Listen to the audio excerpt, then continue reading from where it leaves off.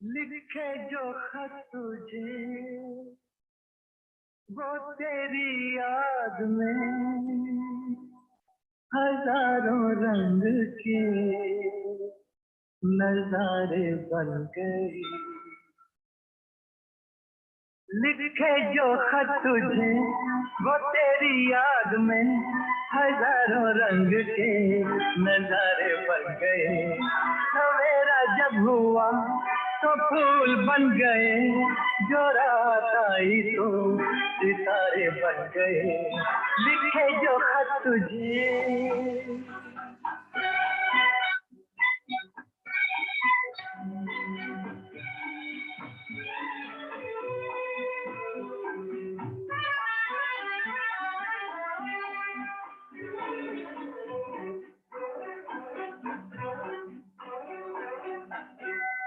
कोई नगमा कहीं गूंजा, कहा दिल में ये तू आई।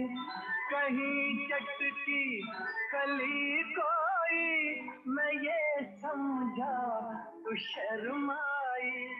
कोई खुशबू कहीं बिखरी, लगा ये जुल्फ लहराई। लिखे जो खत तुझे वो तेरी याद में हजारों रंग के नजारे बन गए।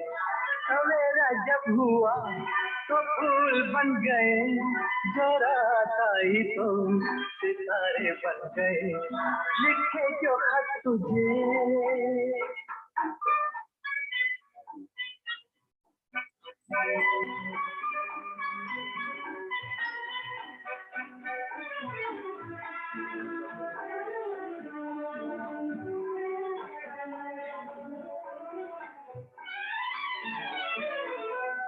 फिजा रंगी अदा रंगी, ये इखलाना ये शर्माना, ये अंगड़ाई ये तन्हाई, ये तरसा कर चले जाना।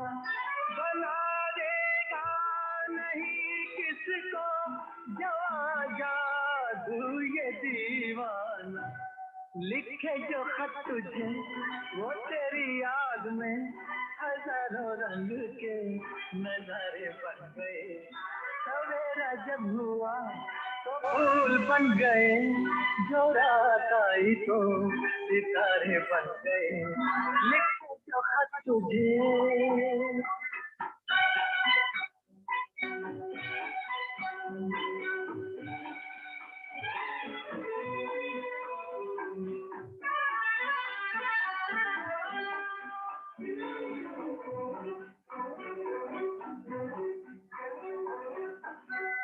जहाँ तू है वहाँ मैं हूँ, मेरे दिल की तू धड़कन है।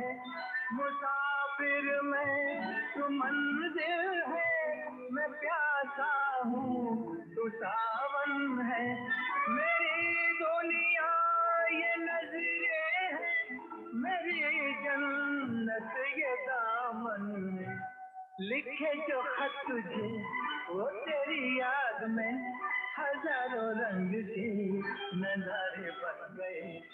सवेरा जब हुआ तो फूल बन गए, जो रात आई तो सितारे बन गए। लिखे जो खत तुझे।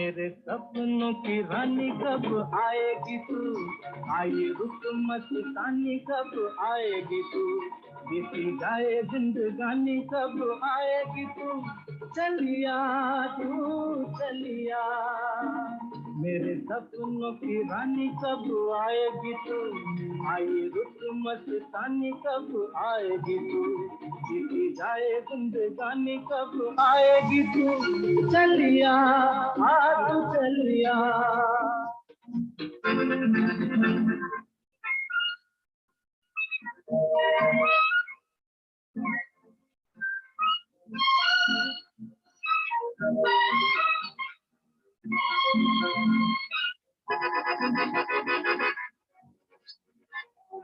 प्यार की गलियां, बागों की कलियां, सब रंग रलियां पूछ रही है, प्यार की गलियां, बागों की कलियां, सब रंग रलियां पूछ रही है, गीत पनघट पे किस दिन गाएगी तू, मेरे सपनों की रानी कब आएगी तू, आई रुक मस्तानी कब आएगी तू, बीती जाए जिंदगानी कब आएगी तू, चलिया तू चलिया।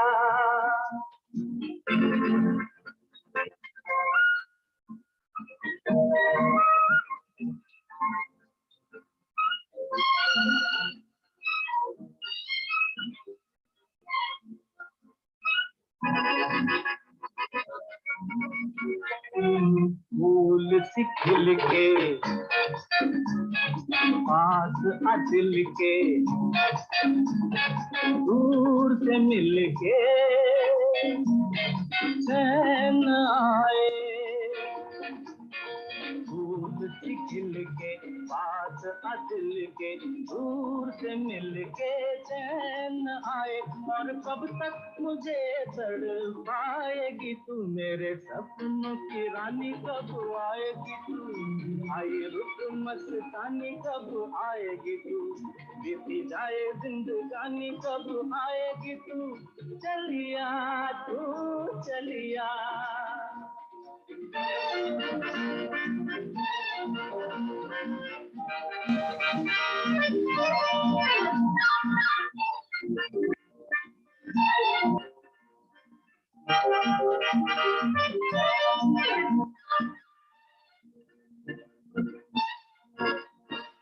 क्या है भरोसा आशिक दिल का, और किसी पे ये आ जाए, क्या है भरोसा आशिक दिल का, और किसी पे ये आ जाए, आ गया तो बहुत पछताएगी तू, मेरे सपनों की रानी कब आएगी तू, आई रुक मस्तानी कब आएगी तू, बीती जाए जिंदगानी कब आएगी तू, चलिया तू चलिया, मेरे सपनों की रानी कब आएगी तू, आई रुक मस्तानी कब आएगी तू, बीती जाए जिंदगानी कब आएगी तू, चलिया तू चलिया, चलिया तू चलिया, चलिया तू चलिया।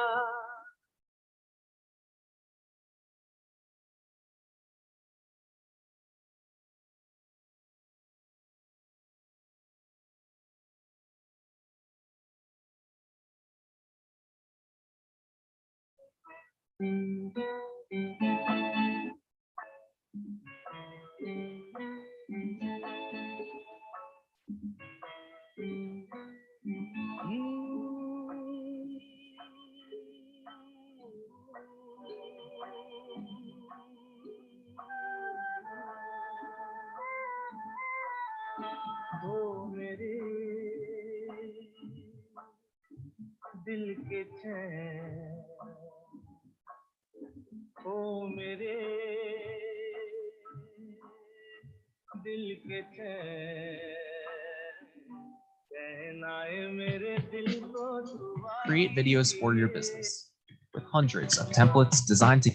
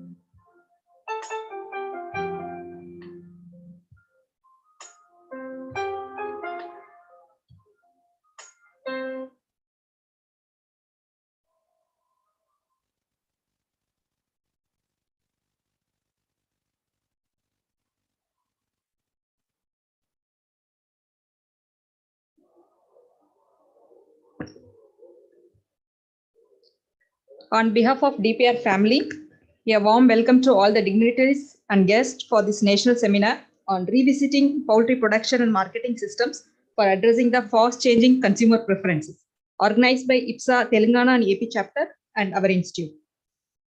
Now I take pride in inviting our chief guest, Honorable Member of Parliament, Chavella, Dr. G. Ranjit Reddy Garu, to the stage. I request our director to welcome our chief guest with a bouquet. We welcome you, sir, and we are very grateful for your presence today. It's my privilege to invite our guest of honor, Dr. V. Ravindra Reddy Garu, VC PVNR, Telangana Veterinary University, Hyderabad, to the dais. I invite our director to welcome the guest with a bouquet.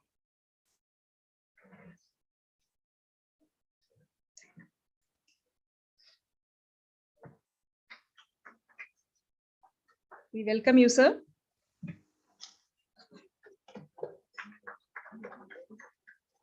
I also invite our beloved director for this function. Now I invite Dr. Anandalakshmi Madam to invite our director with a bouquet.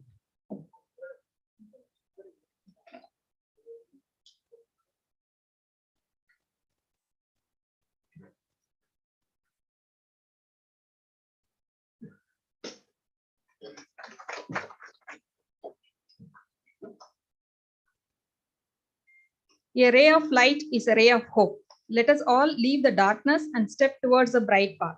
Now we will have our traditional lamp lighting ceremony as a tribute to Ma Saraswati, the goddess of knowledge. May I now request all the dignitaries on the dais to light the lamp and symbolically inaugurate the program.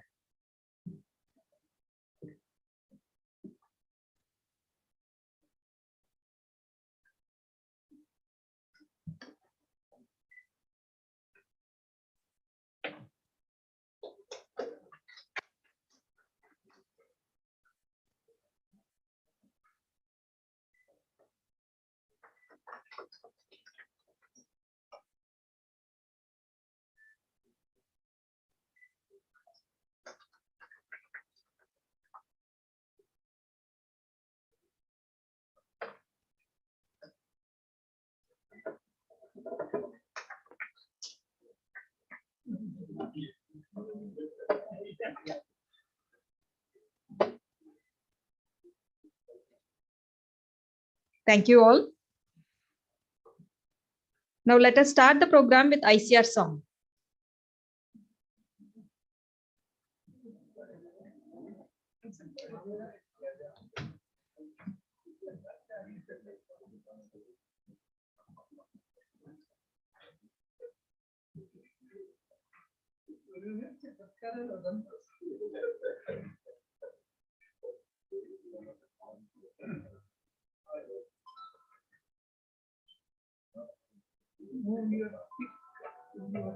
जय जय कृषि परिषद भारत की सुखद प्रतीक हरित भारत की कृषि धन पशुधन मानव जीवन दुग्ध मत्स्य फल यंत्र सुवर्धन वैज्ञानिक विधि नव तकनीके पारिस्थितिकी का रस श्यामला छवि भारत की, जय जय कृषि परिषद भारत की। हिम प्रदेश से सागर तट तक, मरुधरती से पूर्वोत्तर तक, हर पथ पर है मित्र कृषक की, शिक्षा शोध प्रसार सकल तक, आशा स्वावलंबित भारत की, जय जय कृषि परिषद भारत की, जय जय कृषि परिषद भारत की। Thank you. Now I would like to invite our beloved director, Dr. R.N. Chatterjee, to welcome the gathering.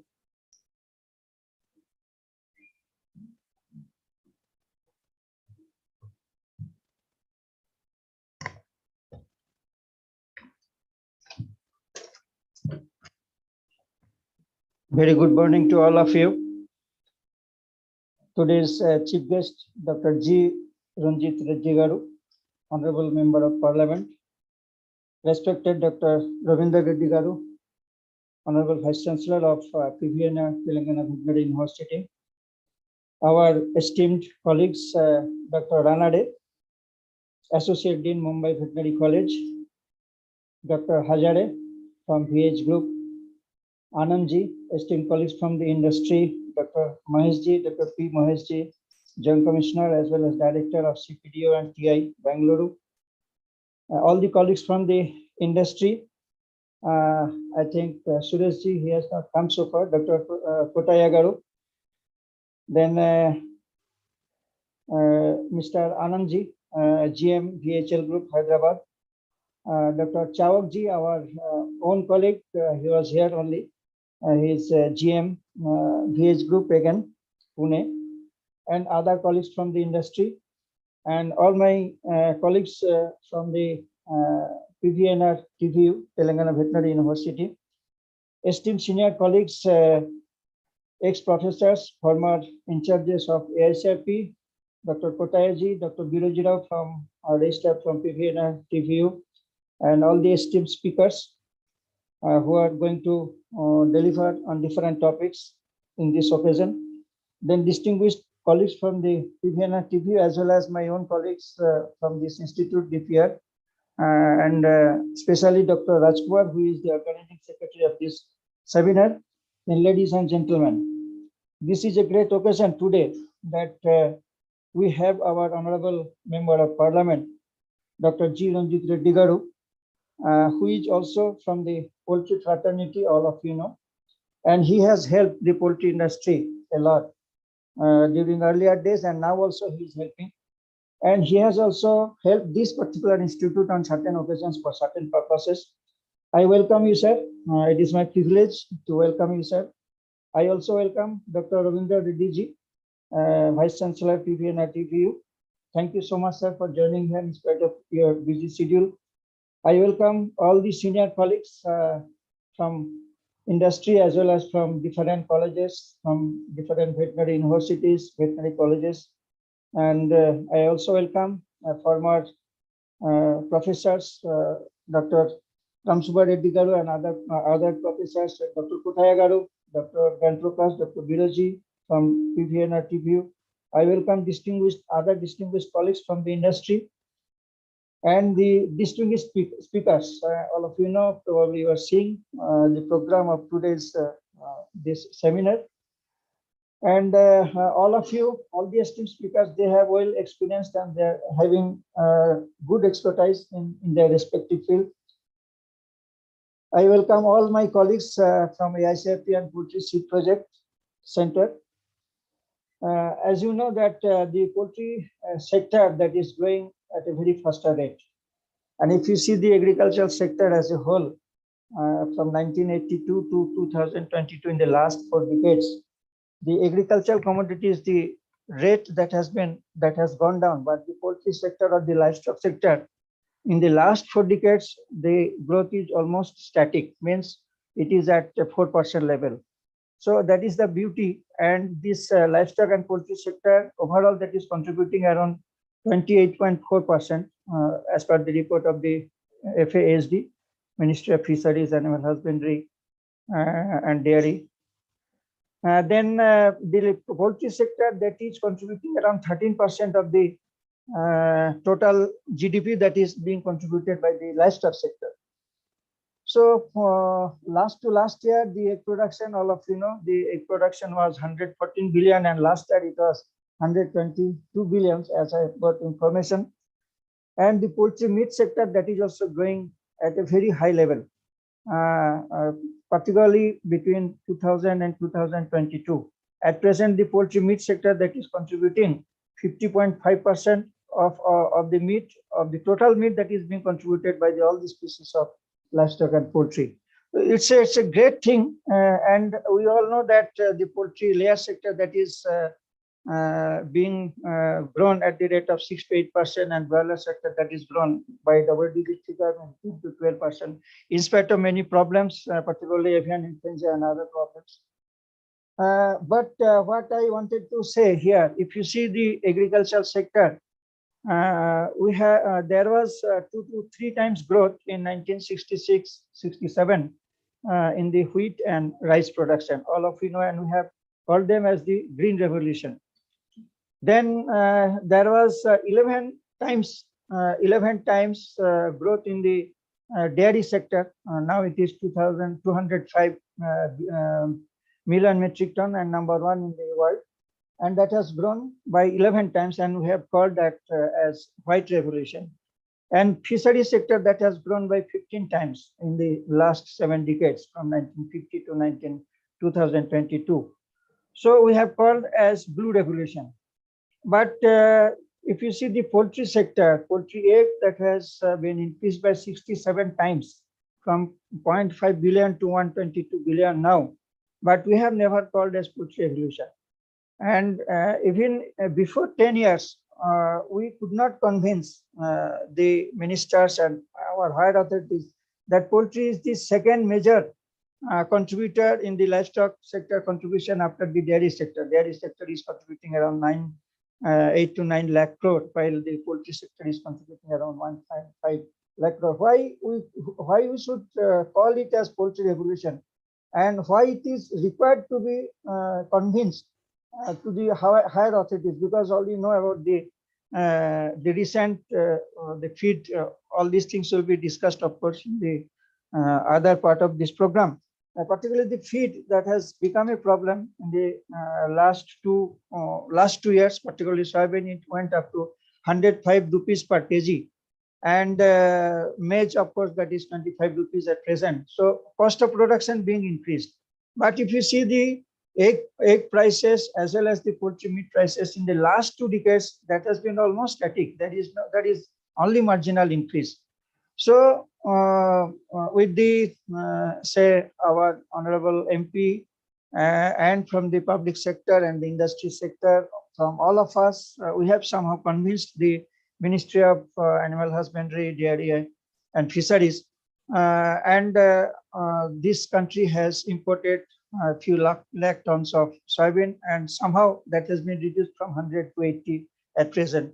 So something is there. Ministry is also doing something for the industry, and they are convinced, that the ministry has to help the industry. Without that, it will not go. And then all of you know different issues of the poultry sector, maybe emerging, re-emerging diseases, food safety, maybe antimicrobial resistance issues, biosecurity, biosafety, then consumer preferences, that is another area where we have to work. Then welfare issues, all of you know, it was a big problem for the last 5-6 years. Initially, it was being dealt with by the Bureau of Indian Standard, where our colleagues from our institute and I was also there. And whatever recommendation was there from BIS, Bureau of Indian Standard, that has been forwarded finally to the Delhi High Court by DADF in the latter part. Then the export potential, we are all discussing about the export potential. We know that at present the consumption per year, it is around 86 eggs per person per year. So if we see only, if we look at the internal market, then it will not grow further. It will grow, but not at that rate, maybe after 5-10 years. So we have to see the export potential.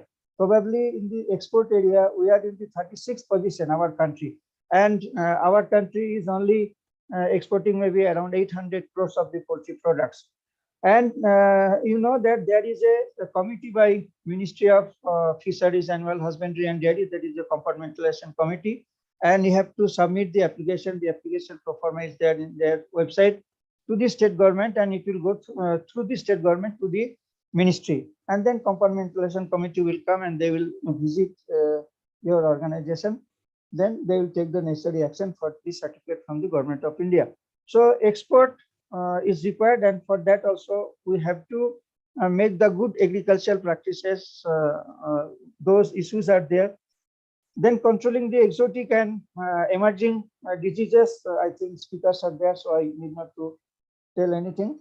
So, but simultaneously there are many opportunities. There are problems, but simultaneously there are many opportunities, like using the biotechnological tools. So this institute is also working on biotechnology aspect, and we have done so much of things on research aspect. Then nanotechnology, then ICT, then organic farming, and all those areas are there. They are the opportunities for all of us, for the poultry sector of this country. Now, I should say something about our institute. I will take another 2 minutes. Our institute has grown over the past few years. It was PDP earlier. Now it has become DPR, Directorate of Poultry Research. Now it is going to be Indian Institute of Poultry Research, maybe another few months. It has already been passed to the ICAR-GB governing body. And we have got a regional center at Bhubaneswar where we are working on ducks. Then we have 24 centers of All India Coordinated Research Project and Poultry Seed Project. And we are doing on different aspects of variety development, maybe backyard farming, maybe for the intensive farming also.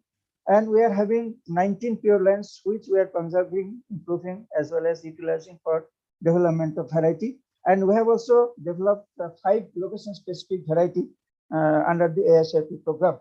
And we are having out of 19 native breeds that has been registered, and gazette notification is there. Out of 19 native breeds, we are maintaining 9 native breeds there under the conservation, improvement and utilization program in the institute, as well as under the ASAP program. And regarding alternative feeding ingredients, this institute is working for the last 2 decades or maybe more than that. And we have published one book earlier, maybe 2-3 years back. We have published one book on alternative feeding ingredients. That is the research of this particular institute. That is the product of the research of this particular institute. And now another book that will be released today, that is on regional specific, means in different regions how much maybe different alternative feed ingredients are there, maybe protein source, maybe energy source. So on that aspect also, we have published another book which will be useful for the farmers. Then climate resilient agriculture, all of you know about the climate resilient agriculture, and we have done good work on climate resilient poultry production system, and we have developed one product, that is Oxycure, and third-party evaluation has also been done, and we are going to commercialize soon this particular product. Then we are working in a great way in biotechnology aspect on gene silencing, functional genomics also for the last 7-8 years we are doing under different projects. Then we have developed the first transgenic poultry here in this country. In livestock and poultry sector, this is the institute where this particular transgenic poultry or in the livestock sector as a whole we have developed for the first time. But transgenic chicken, you will say that GM crop problem is there. But whatever we have developed on bioreactor through transgenesis that can produce human alpha interferon. And 1 dose of human alpha interferon is 1,500. And 1 single egg, whatever we have developed as a bioreactor, some transgenic chicken, from 1 egg we can get 15 doses of human alpha interferon. And that has also been evaluated the National Institute of Animal Biotechnology. So these are coming up, whatever we are doing. Then we are going to develop the SMP chip. Maybe another 1 month we are going to get the SMP chip. In 8 different native breeds, we are developing the SMP chips. All the preliminary work has been done. Then that will be means validated in Karaknath chicken, native breed of chicken. and that will be only for the native breed of chicken. All of you know that whatever SMP chip that has been developed all over the world, they are for those exotic chickens, but for the native chickens or the native breeds, SMP chips are not there. So the Ministry of Animal Husbandry, Fishery and Dairy, they have also emphasized on development of SMP chip on cattle and buffalo, but we are developing the SMP chip in poultry. So that is with the collaboration with ILRI, International Livestock Research Institute, and maybe another 1 month we are going to get. Then all of you know that cryopreservation in poultry, maybe semen, maybe stem cells, it is difficult. So there are two types of PGC and ESC is there. So PGC we have cryopreserved for 8 different types of native breeds and pure lines. So that can be cryopreserved, and that can be, we can recover from that cryopreserved PGC. So all these things are going on.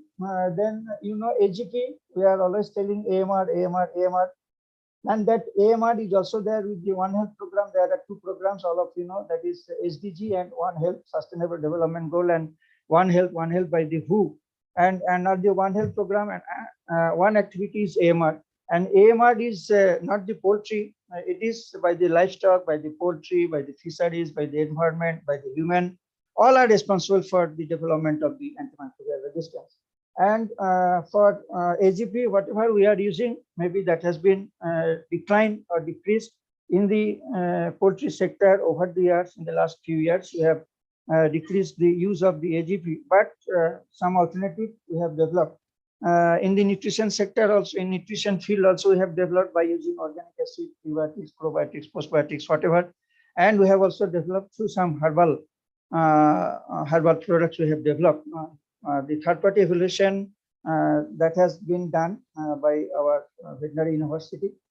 So all these things are going on, and we are supplying the germplasm in a big way. Maybe 45 to 50 lakhs of germplasm we are supplying every year in different parts of the country of our variety. So these are the things in the last few years we are doing, and besides that, we are also working on integrated farming system, wealth from waste, and all those things we are working on that particular field. And my sincere thanks particularly to the Honorable Member of Parliament, Dr. G. Ranjit Reddy Garu, for giving his time here. He, in spite of his busy schedule, he has joined in this particular inauguration program. I also convey my sincere thanks to Dr. Ravindra Reddy ji, Vice Chancellor of PVNR TVU, and we are having very cohesive relationship with the veterinary university. They have given 10 acres of land few years back, and we are utilizing, and we are having another campus for that particular purpose for different research experiment. And the students, of course, we are getting continuously for MSc, PG studies, MSc and PhD from the university in different aspects where we are working. So once again, I welcome all of you, and I am very much privileged and thrilled, and I am very happy to welcome all of you. And this Telangana and AP chapter of Poultry Science Association, this is the biggest gathering, and we have got the participants from all over India. Our colleagues, Dr.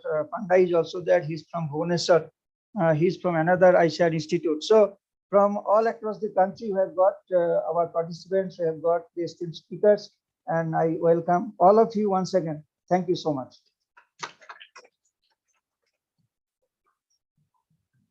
Thank you, sir. Now I invite Dr. S.P. Ramarao, Principal Scientist of this institute, to introduce the theme of today's seminar to the gathering.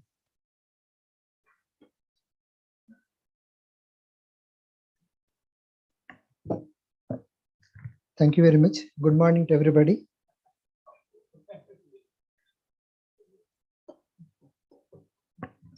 Sir, it is my privilege to introduce the theme of this today's event, which is being organized by Telangana AP chapter of IPSA. Honorable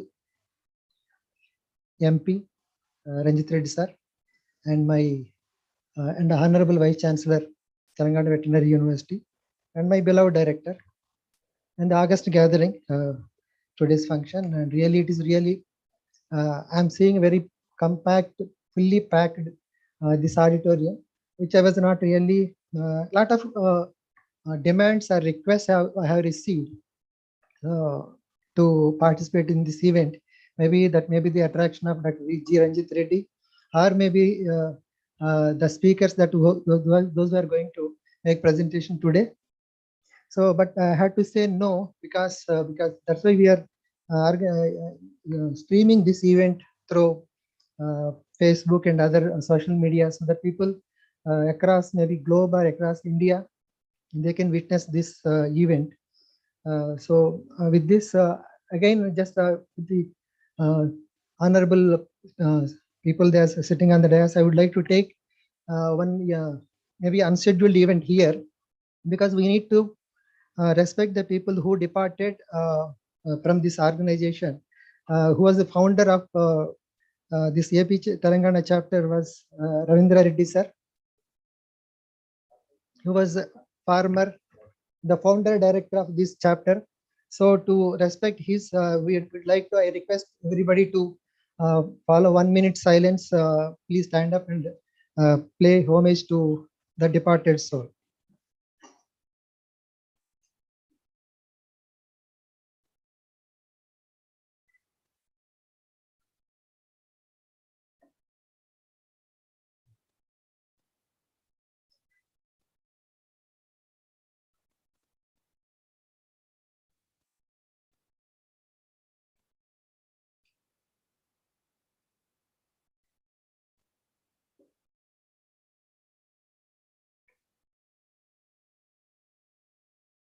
Thank you, sir. Thank you very much.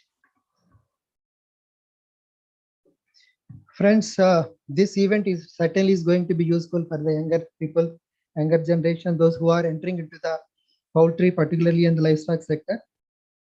So this event, when we thought we are going to organize this event, then first job was to identify the topics and the speakers, those who are quite apt to deliver. So we identified 8 highly learned speakers under diversified fields of poultry science, and also considering the industry demand as well. So in this event, as my director was telling, there is a constant positive growth of the poultry sector in our country. That is quite sure. But the problem is, when you look at, we always depend on the input from the agriculture sector, whose growth rate is almost stagnant, maybe around 2 to 3% maximum. But whereas our poultry industry is growing almost 5 to 6 to almost sometimes it is going to 2 digits. So which means there is going to be a shortage of like the feed ingredients. So invariably we have to pass through. Maybe if not now, or maybe in future, we have to face this feed shortage. Maybe in terms of availability, maybe in terms of cost of the feed material. So in this direction, what we have to do, we have a good speaker like UC Patel, who is going to deliver the different aspects and how precisely we need to cut down the feed cost by adapting the precision feeding technology, and also using alternative sources. Because alternative sources we always discuss, but the problems are inherently very many. And all these things he is going to deliver maybe in his speech. And we know the growth of the poultry industry is enormous and it is going very fast. But the problems are inbuilt. That means inherently we are having so many problems related to growth of the poultry sector. Just we were discussing with Anand sir now, and he is going to deliver what is the current scenario, how it is going to take a shape in future, and what are the challenges and how to come over. So this aspect, Mr. Anand sir is going to make presentation in this aspect. So the second most important problem which we are going to face as a poultry health, because we are having a lot of disease challenges. Maybe the same disease is recurring and they are going to create problem. Maybe one after another, maybe change of the strain, and maybe so many things are happening. Out of this, what is the disease pattern? Because PDRC is one of the pioneer organization in our country, working under VHL. So they know throughout the country what is the scenario with poultry diseases and how best the diseases can be maybe controlled, maybe rather predicted, and maybe real-time basis, which perhaps our farmer colleague Dr. M. Chavak is going to deliver today's talk on this aspect. Another aspect is some certain diseases are very diseases which you are there, like venereal diseases. We are having the problem, but we can't speak out so to the public. Likewise, we are having a certain diseases like notifiable diseases like ILT, maybe high pathogenic avian influenza diseases. These diseases we are having, but unfortunately, there is no clear-cut tool to control them. Maybe vaccine, because it's not notifiable, this is not recognized in our country. And if this disease is existing, and how to tackle and how to take care of the disease challenge is one of the aspects which will be presented by Mujib Akhtar sir, who is the Deputy Director, Animal Husbandry. So then subsequently, we have all these things what we are producing today with the aim of like a protein, maybe let it be a protein, or maybe eggs, or maybe the meat. So this is basically the protein. Then, but what is the protein requirement? How the dynamics of protein requirement is changing based on the current scenario, maybe considering the current scenario and the population growth and population dynamics. And this protein mission is one of the very interesting topic, and which will be vibrantly dealt by our friend B.S. Mahesh, who is a lot of experience in this aspect. Another important thing in our poultry sector is which recently crop up because of some animal welfare issues. And maybe to be very frank, the animal welfare is one of the things which we conveniently forgot. Maybe let it be scientific community or let it be an industrial community. But unfortunately, this is being raised by NGOs, animal welfare group people, and also even the recent consumers, the new generation millennial people, those who are, they don't know, they're very keen to know where from they're getting this food and what is its like the source, how these animals are being reared. All those things are because we got more exposure to the poultry and even the consumers. So we have to definitely address those issues. So in this aspect, our friend Ranade Saab is going to make presentation about the animal welfare and how to tackle and what is the road forward. So these are the issues which we are going to deal right now. So another aspect of this today's session is Suresh Rayudu Garu, who is going to make presentation on the like whether egg or meat we are just selling as a commodity. We are not giving any value addition to that. So if you give the value addition, if you are able to grade and process and you can develop a products, so which will definitely fetch the much higher price, maybe minimum to double to the even up to 10 times we can get, like the KFC or maybe McDonald's or even our own many brands they are developing.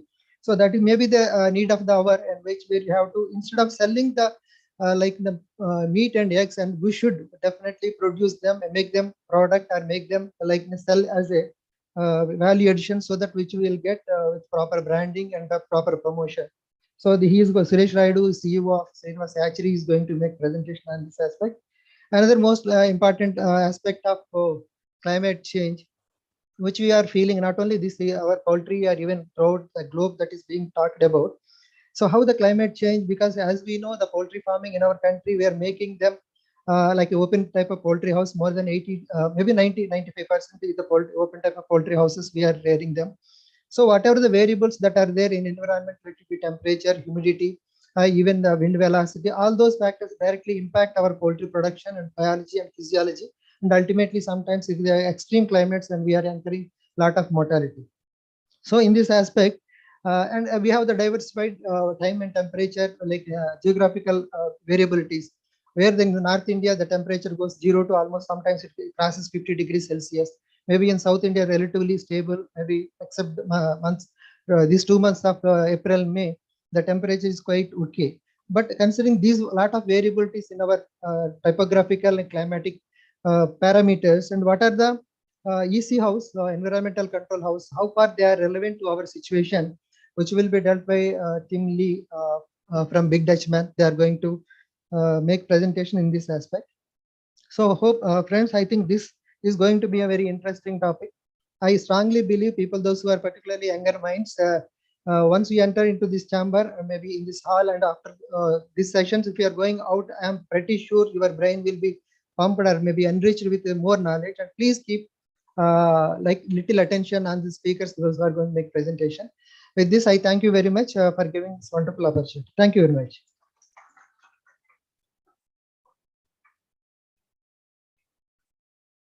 Thank you, sir. Now it's my pleasure to invite our guest of honor, Dr. V. Ravindra Reddy Garu, VC of PVNR Telangana Veterinary University, to address the guest.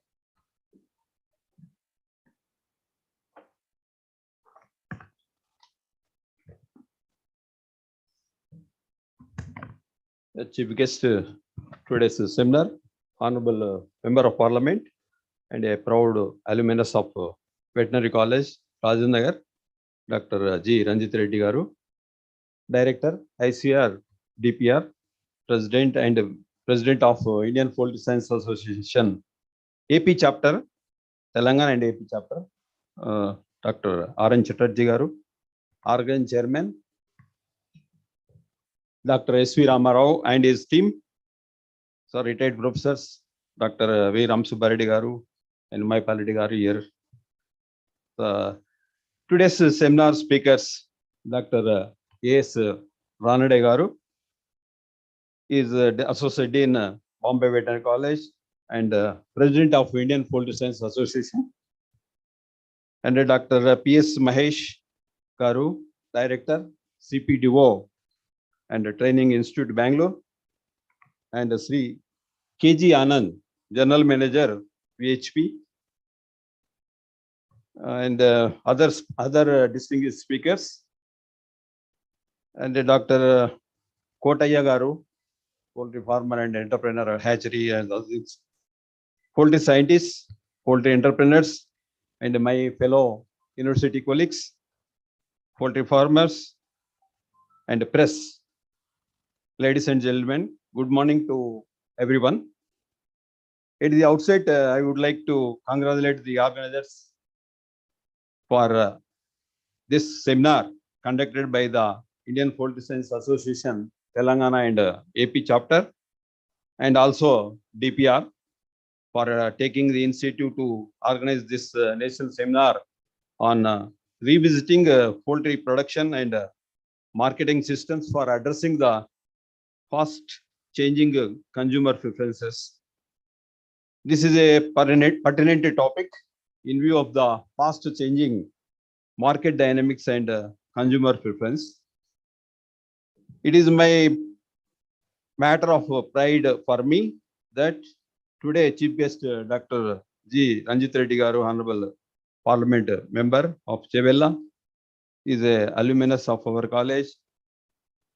So he is the model for, because soon after passing of the veterinary, usually our students join the Department of Animal Husbandry, where Dr. Ranjit Reddy Garu is a model alumni of this poultry industry, successful poultry farmer entrepreneur.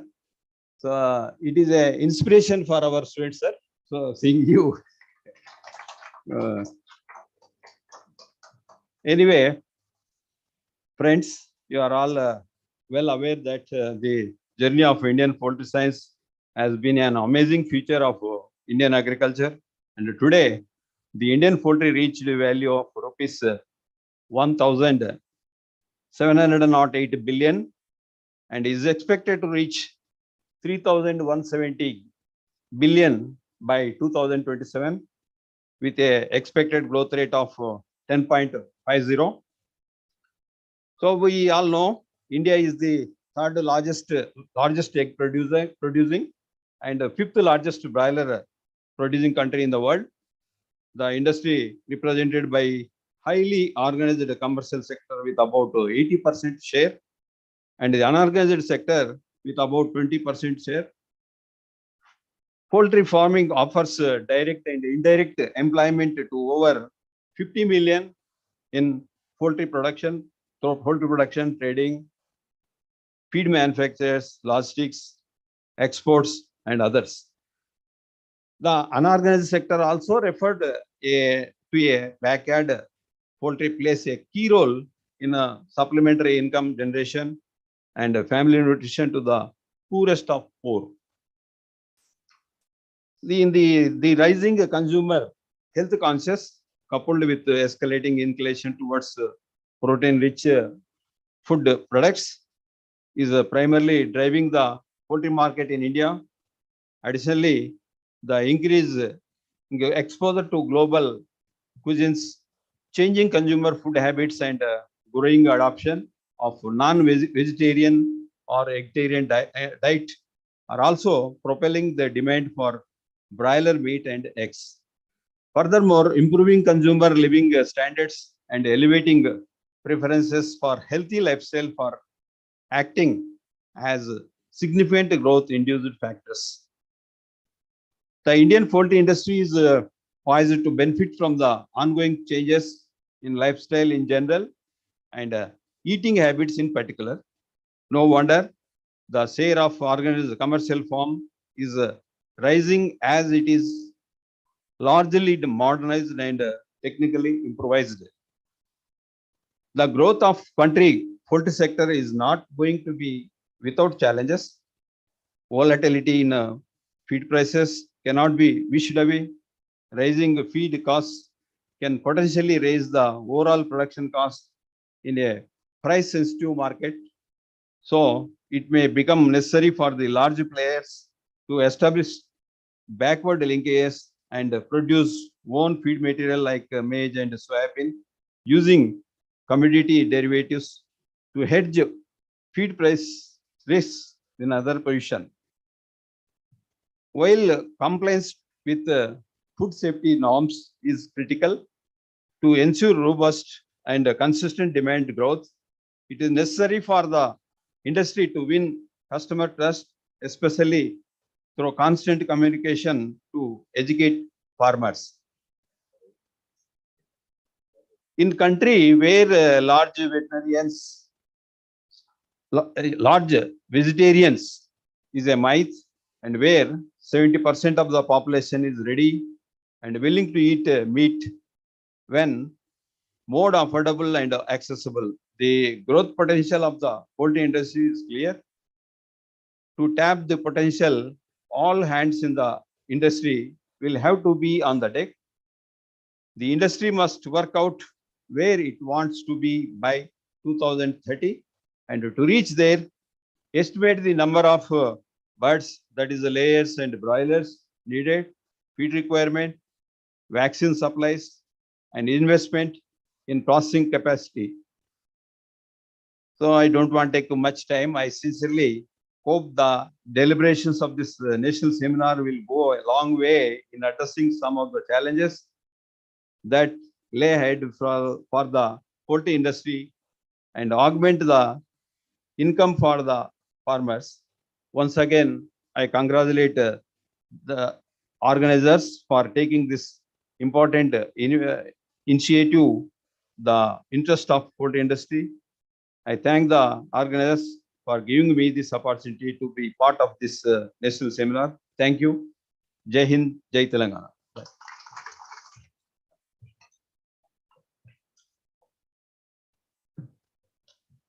Thank you very much, sir.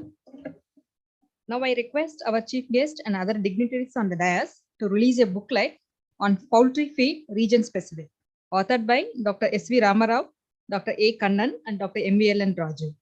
I request the dignitaries to release the booklet. The authors may kindly join the dais.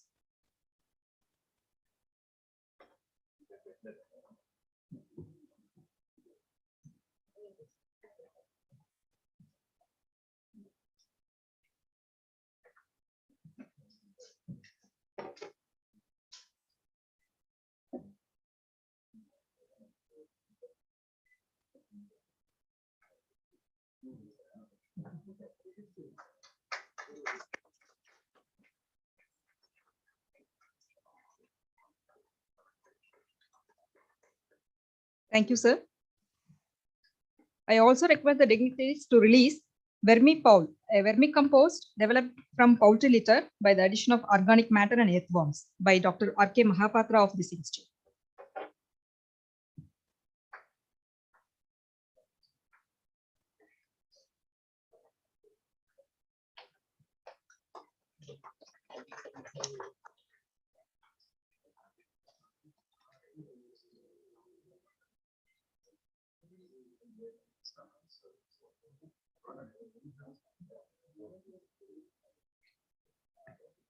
Thank you, sirs. As a token of gratitude and love from DPR, I invite our director to felicitate our honorable chief guest, Dr. Ranjit Reddy Garu, with a memento. Dr. Rajkumar sir will say something. Sir, actually, before honoring our chief guest, Dr. Ranjit Reddy Garu, I want to just give brief introduction about, because everybody knows about him. And Ranjit Reddy Garu graduated from our veterinary college, Rajendra, and he is a real example for even young youth, how he has become from a small stage to a now almost what you can say, he has reached almost bigger heights. And I have seen him because we are juniors to sir. When we joined, he was there, and he is a inspiration. And he started SR farms in a small way. So over the years, it has grown to a bigger than and different aspects. He led a poultry industry, some associations nationally and internationally. So actually, we want to invite him long before. Because of COVID, we could not do it. And this association, IPSA, TS and AP chapter. So we thought this is a best occasion to felicitate him. Sir, it is really our honor. And so you are inspiration to all the young veterinarians. So we again welcome you, sir. We want to honor you on behalf of TS and AP chapter. So I invite our director to honor our chief guest.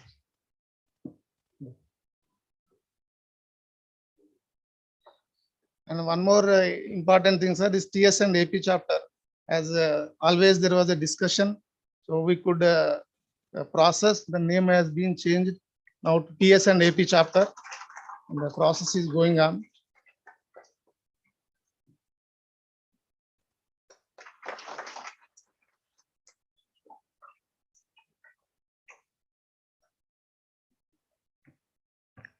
I also request our director to felicitate our guest of honor, Dr. Ravindra Reddy Garu, with a moment.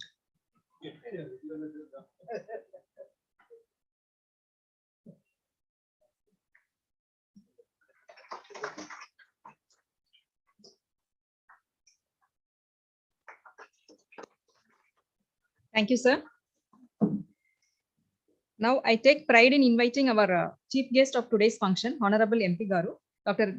G. Ranjit Reddy, to address the gathering.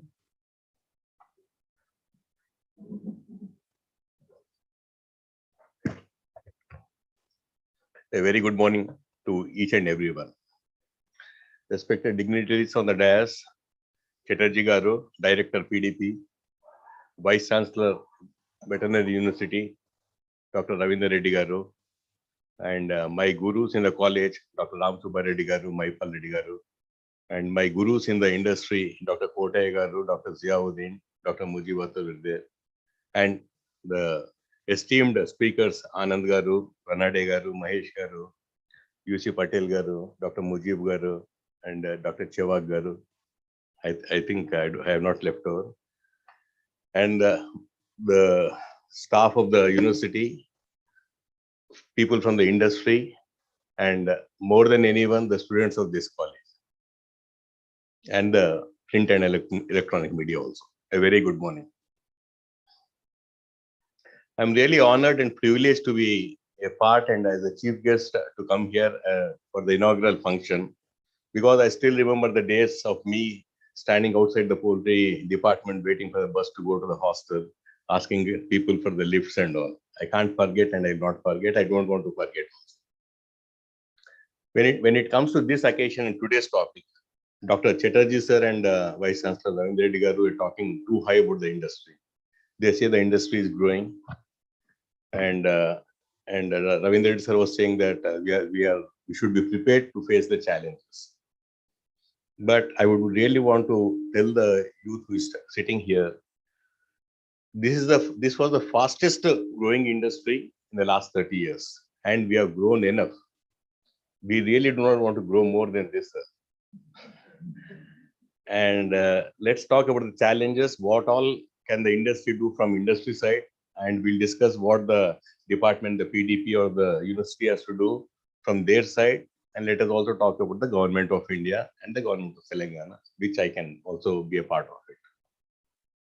When we talk about the poultry industry, on one side we say industry has grown. Other side, we say the per capita consumption is very low. The per capita consumption, the students should know, the per capita consumption of eggs is 90x, 90 or 91, 91x, 91x per human per year. Whereas the National Institute of Nutrition recommends 180x, and the nation's average, the world's average is also 179. And where do we stand? 91x. What are we talking about? We are talking about a country with a population of about 130 crores of people. When you look into that aspect, looking at the per capita consumption, looking at the population, sky is the limit for the industry to grow. But when we grow by even 0.5%, 0.2% also, the industry cannot take.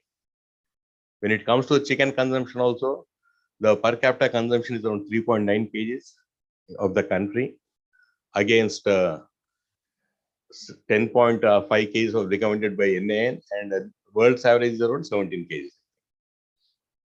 When it comes to this state of Telangana, because as you all know, Telangana, it's eat lots of chicken and eggs. Our per capita consumption of eggs is 180x, and 180x, which is on par with the world's average. And when it comes to chicken consumption, our chicken consumption is on 13.5 kgs. We are just calculating against the NAN recommended of 11 kgs or the world's average of 17 kgs. And what is the issue? We are also part of the country. And this state, I have seen the per capita consumption in Telangana, how it was before and how it has come to this extent also. So it is a development which has to happen in a country or in a state which will really push the people to change their eating habits. VC garu చాలా ఈజీగా చెప్పేస్తున్నారు, eating habits change అయిపోతాయి. Eating habits ఎక్కడ change అవుతాయి sir? It will not change so easily. The per capita income has to grow. After the per capita income grows, then only we'll think of looking for the comforts, the purchase power bill. And the per capita income in this state is the highest in the country. And because I'm an elected member of parliament, I'm not talking. This is the per capita income of this state is the highest. So proportionately, the buying power has gone up. People are eating lots of eggs, and we are on par with the standards of the world or the NAN, whatever it is. So this is the problem. So when we talk about this thing, the industry, we really are confused how to go forward. We had a meeting yesterday. All the layer farmers were sitting. The situation is pathetic. We are selling eggs at 280, 290. And we are selling chicken at 120 rupees, I think. What is the production cost? The production cost of chicken is 100 rupees, 105. Eggs ఎంత ఉంటాయి sir? 4 rupees 50 NP.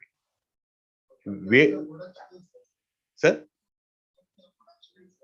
ఎక్కడ ఉంది sir? లేదు. They are saying the industry has to still grow. So industry cannot grow. First, Indians have to grow. The per capita income has to grow. The purchase power has to grow. The country has to develop.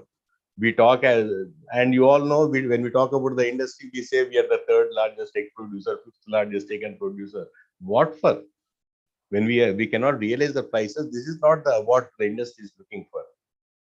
And when it comes to the raw materials, Dr. Yusuf Patel आके ही वो बहुत बात करेंगे अभी precise nutrition के बारे में बहुत बार सुना था. But again the issue is what, when you talk about the raw materials, all the nutrition, all the nutritionists are sitting here, they talk about the raw materials, alternate source of raw materials, but where can we procure the raw materials from? He can suggest 101 things, but there is no availability in the country, and the government will not help us to import. The two major raw materials are the corn and soya. So when it comes to corn and soya, as per the estimates, I think the production in the country of corn is around 32 lakh metric tons, and the requirement of this industry is 16 lakh metric tons, and million metric tons. And when you talk about the poultry industry, where it is 16, and you talk about ethanol, it is around 10. Starch around 3-4. When you talk about all the industries, it is much more than what we are producing. And Niti Aayog recommends, writes the government of India saying that we are in excess of production of corn. And the government of India takes a decision saying that we'll not allow imports of corn. Whom should we talk to? Where should we go to? Same issue with the soya again. Soya, the production is on 12 lakhs million metric tons, and the requirement is only 6 lakhs here for the industry. And when there's shortage, we bought soya at 80-90 rupees also. Which was 30 rupees before. Today it must be around 50 rupees, 55, 60 rupees. And when there's so much of scarcity, either artificially created or maybe there is a scarcity also. When we go and request the government of India to allow us to import soya, they are not doing that. And by the time they permit, by the time the file moves, it will take minimum 4 months time. By then the next crop comes. Which door should we go and knock at? And when the senior doctors, when the nutritionists, they recommend the alternates, so we cannot get the availability. And when we try to import those raw materials, at least from other countries, people talk about genetically modified. One side, they talk about genetically modified raw materials should not be imported. The other side, they allow us to import few raw materials which are used for human consumption, which are genetically modified also. Sometimes they scare us saying that we'll allow imports of chicken being produced in the US, where the chicken was produced on the genetically modified corn and soya. When we go and question the government of India saying that when you permit the imports of chicken, why not import of raw materials? They will not allow that again. There are so many problems, there are so many crises in this in the country. So what exactly should we have to do now? All of us have to sit across like this. The government officials have to be there. The department PDP Chatterjee sir was of huge help for us when there was a discussion on the cage ban. Had he not been there, maybe the industry would have closed long back. We really bow down, sir. Thank you very much. The way you are supported on that. So the officials from the university also have to sit across. You people have to write to the government of Telangana, government of India, saying that this is the issue. You tell me one industry which has grown to 1.5 lakh crores without any support from the government, either state or at least this state government is supporting us in few aspects. The government of India has never supported us. They are ready to support dairy. They are ready to support fisheries. I have personally asked the finance minister also, you always mention about dairy and aqua in your budget. Why not poultry? What wrong did we do? She says the industry has grown to a big level, to the corporate level. How many corporate companies are there in the poultry industry? How many thousands of farmers, small farmers are suffering today? No one will understand. People would want to look at Venkatesh factories or some 5-6 groups only. They would want to comment. The government of India, the government officials who are responsible, the bureaucrats say that Dr. Ranade has helped us a lot. Mahesh also keeps helping us. What I say is, no one is ready to listen to us. When we are producing the cheapest extant chicken, unadulterated, we talk so much.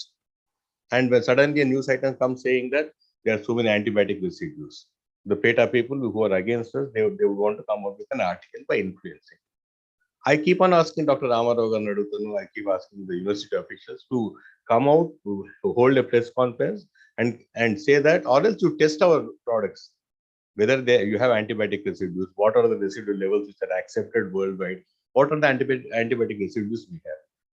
And there will be suddenly one video which circulates in the social media which they say we use too much of hormones, that is why the number of days have come down. And what is Dr. Ram Subbareddy and UC Patel are sitting here for? Because of the precise nutrition, they have reduced the number of days of the maturity of the birds. And we have increased our cost of production to give the best nutrition to the bird so that the taste of the chicken will improve. And suddenly someone says we are using hormones. I have challenged n number of times asking anyone to please come in the midnight to any poultry farm in the country and come out with a 1 mg of hormones, or talk to any pharma company which has supplied any hormones to a poultry farmer. I have challenged openly saying that we are ready to close down the industry also.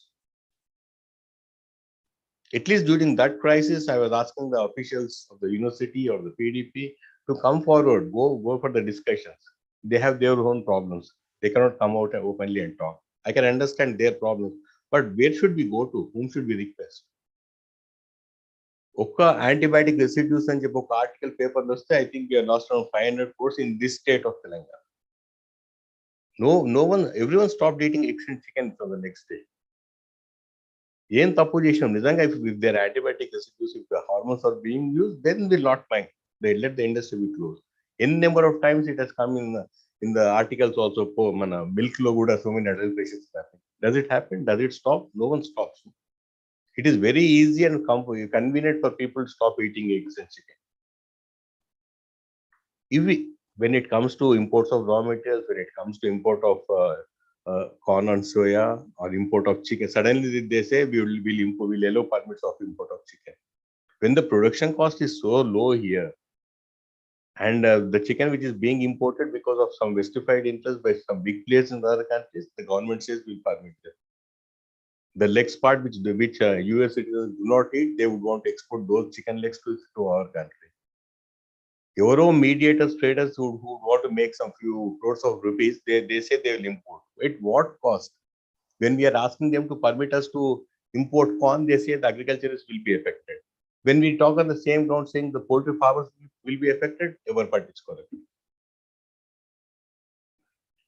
So I can talk for any number of hours on the poultry industry, but my only request is for all the officials who are sitting here, let us have a meaningful discussion. It is not that now Anandar will come and talk about the problems what the industry is facing.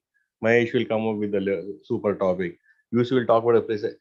End of the day, will the industry come out of this crisis is important. For the industry to come out of the crisis, for the industry to really prosper, we keep saying that we are producing the cheapest animal protein in the country. What is the price of mutton today? What is the price of chicken you're buying? People do not mind paying 1,000 rupees per mutton, but they shy away when the chicken price goes by 10-20 rupees only. When it comes to the cost of egg also, Sanjeev, the way he struggles to sell our eggs, 5 NP, 6 NP difference then they'll stop. That is the elasticity what we have between the demand and supply. That has to get corrected. And so many factors are influencing. Those factors can be taken care by these university officials. We say there's a viral disease in the country, and we have the thesis submitted in the libraries, and the government says there is no disease in the country. I told the officials saying that thesis is there in the libraries saying that the particular disease is there in particular state. They'll not allow us to import vaccines, and that takes about minimum a year's time. By the time the import of vaccines are allowed, the industry will go to doldrums. My sincere request to all the officials, sorry for bothering, but all the officials who are sitting in the helm of affairs, and from the government side, I have personally requested Dr. Sanjeev Balyan, who is also veterinarian, who always helps us. He keeps trying to come to the rescue of the industry. He says, other than financial support, I'm ready for any help. At least he has allowed us to import a few tons of soya.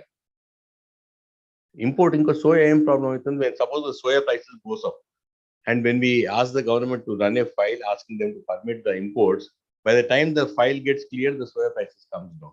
So we ask them to make a blanket permission saying that suppose the soya prices goes more than 50 rupees, allows to import. We really do not want to crush the soya farmers or the maize farmers here also. I was talking to the Honorable Chief Minister of Telangana. He's unable to digest saying that when we told him that we are selling eggs for 3 rupees. He says the tea is available at 5-10 rupees here. Why is that you're selling eggs at 4 rupees? He has personally asked me not to sell eggs for 4 days, then we'll see what will the citizens do. So I really want all the officials from the government, from the department, and we are also ready to cooperate to any extent from the industry side. You ask us to cut down our productions, we are ready. You ask us to sacrifice on any ground, we are ready. You help the university for any research, we are ready. And we also request the university officials also to come out with fresh graduates for 1 year, 2 year courses. 1-2 year courses, if students can come finish their course, because this is enormous future in the industry. I keep telling these young boys and girls, I was the only one as a ICAR-DPR, I was the only one who has not joined the government service during that day. Why didn't I join? I didn't want to go and work in the department because I thought poultry industry has a future. See the way I have come here. I really do not want to boast about myself. it will give opportunities for you guys also to grow. At least the girls can stay back in Hyderabad, to come and join the poultry industry, do some specialization. You can stay back in Hyderabad for your next of your life, because definitely the life in Hyderabad will be much better in any, compared to any other district, and especially when it comes to my constituency. Thank you. Good luck.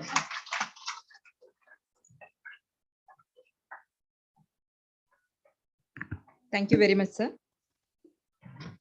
We are at the end of the program. So now I invite Dr. MVLN Raju, Principal Scientist of this institute, for vote of thanks. So it's my proud privilege to propose the formal vote of thanks. So wonderful event is coming to conclude. And at the outset, I profusely thank Dr. Ranjit Reddy Garu, Honorable Member, Lok Sabha, Chevella constituency, the son of the soil, and the proud alumni of this veterinary college, and is a person who has actually showed the heights one veterinarian who can achieve in his life.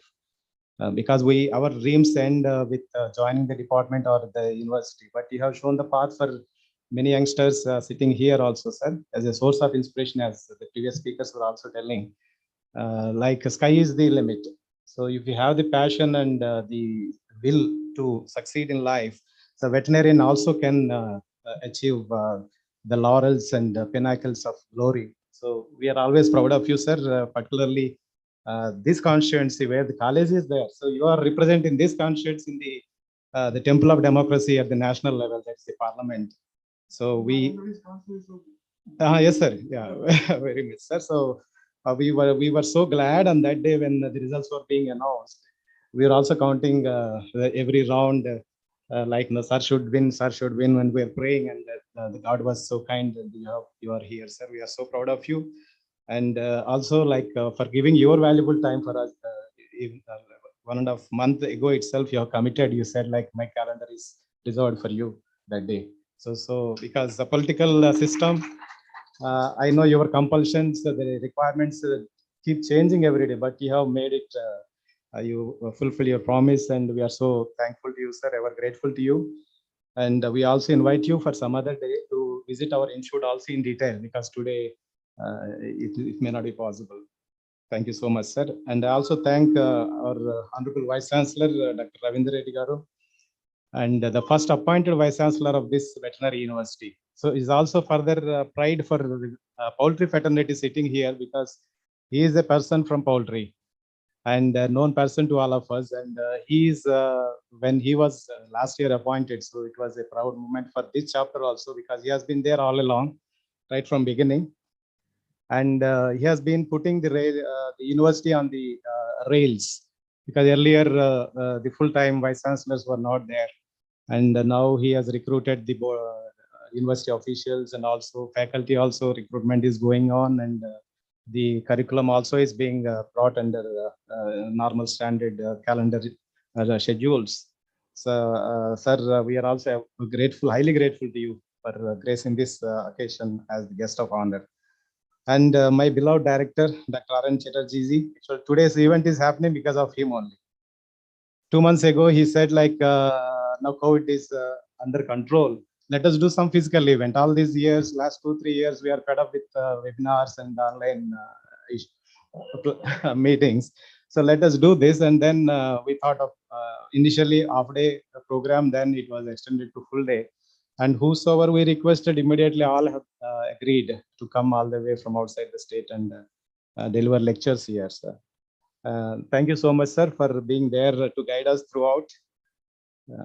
And then I also thank the speakers who are going to deliver valuable talks in the subsequent 2 sessions, namely Anand Saab, Suresh Raiduji is going to join, and Dr. P.S. Mahesh, Director CPTO and TI, Dr. Ranade Saab, President IPSA and Dean Mumbai Veterinary College, and my old friend Dr. M.M. Chowkji, General Manager PDRC Pune, Dr. Mujib Akhtar Saab, Deputy Director, retired Telangana Animal Husbandry Department, Dr. U.C. Patel Saab, and Mr. Tommy Lim from Big Dutchman. He has come all the way from Malaysia for this presentation.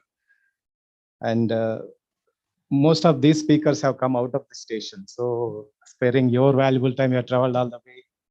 Thank you so much, sir. And we look forward to your great lectures in the subsequent sessions. And then respected senior members of this chapter, Dr. V.R. Reddy sir, Maipal Reddy sir, Dr. Kotaya garu, and many more.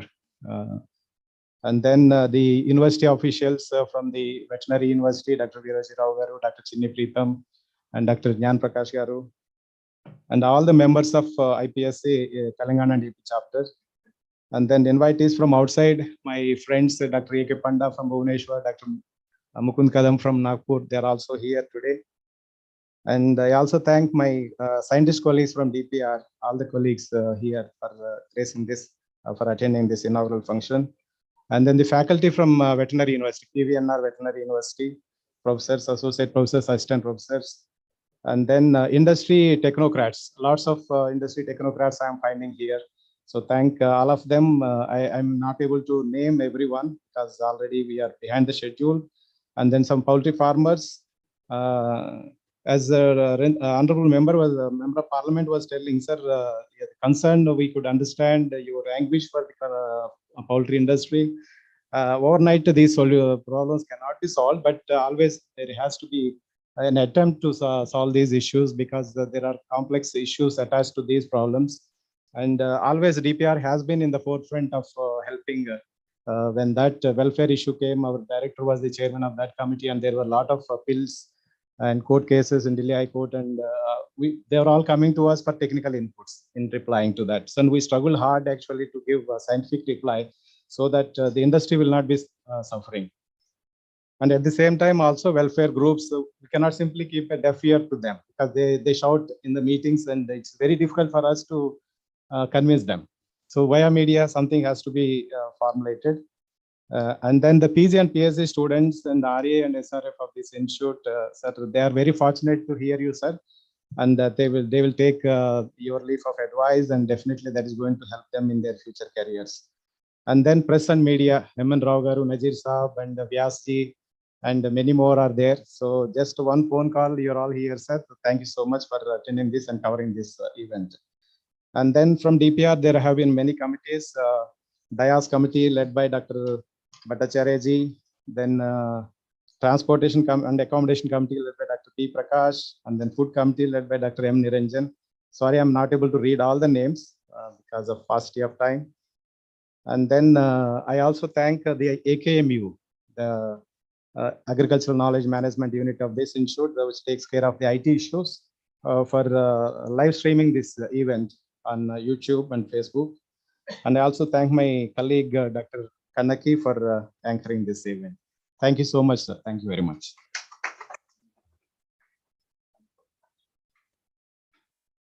Thank you, sir. With this, we wind up this inaugural session. National Anthem.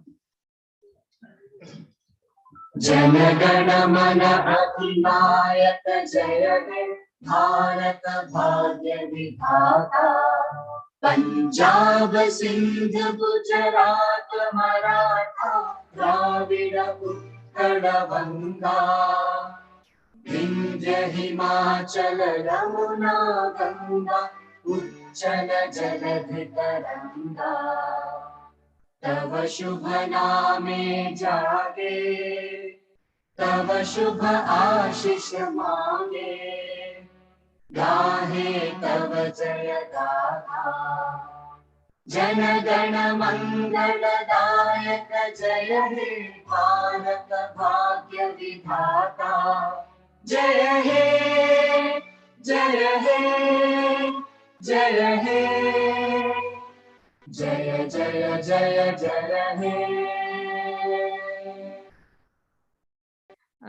I request all the guests to join for the high tea outside, and after 15 minutes we'll assemble back here for technical sessions. Okay.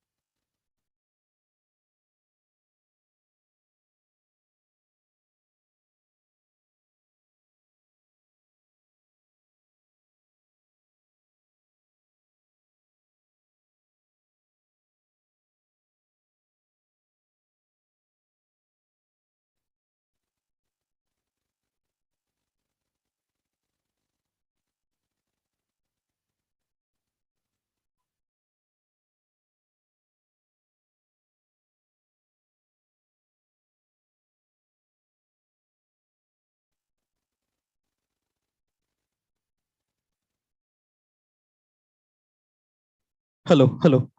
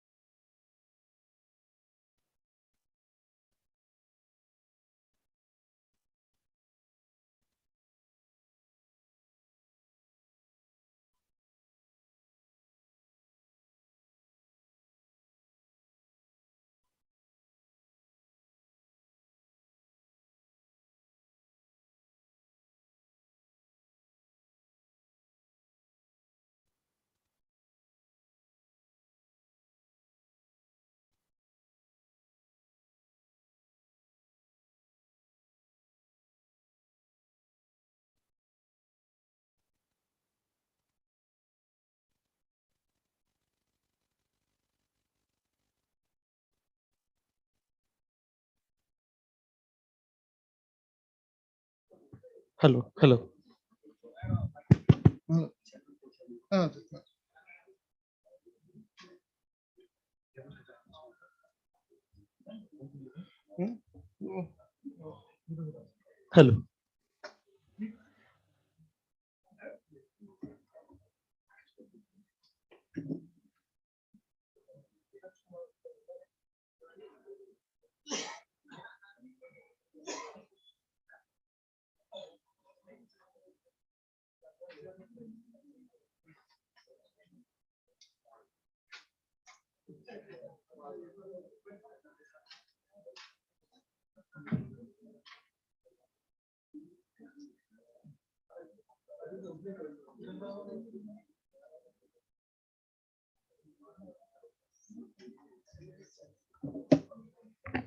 So welcome back.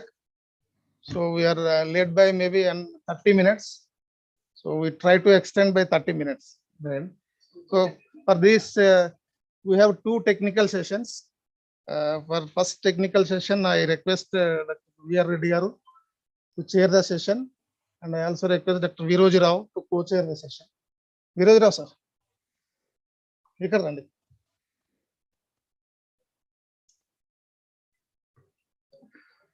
Sir, now I hand over the podium to sir. You, sir, please conduct. 4 are there, sir. Please. అక్కడ నుండి చెప్పండి mic ఇచ్చేయండి mic ఇవ్వు అది వస్తే వస్తుంది sir Hello. Good afternoon to all of you. Now, the first topic is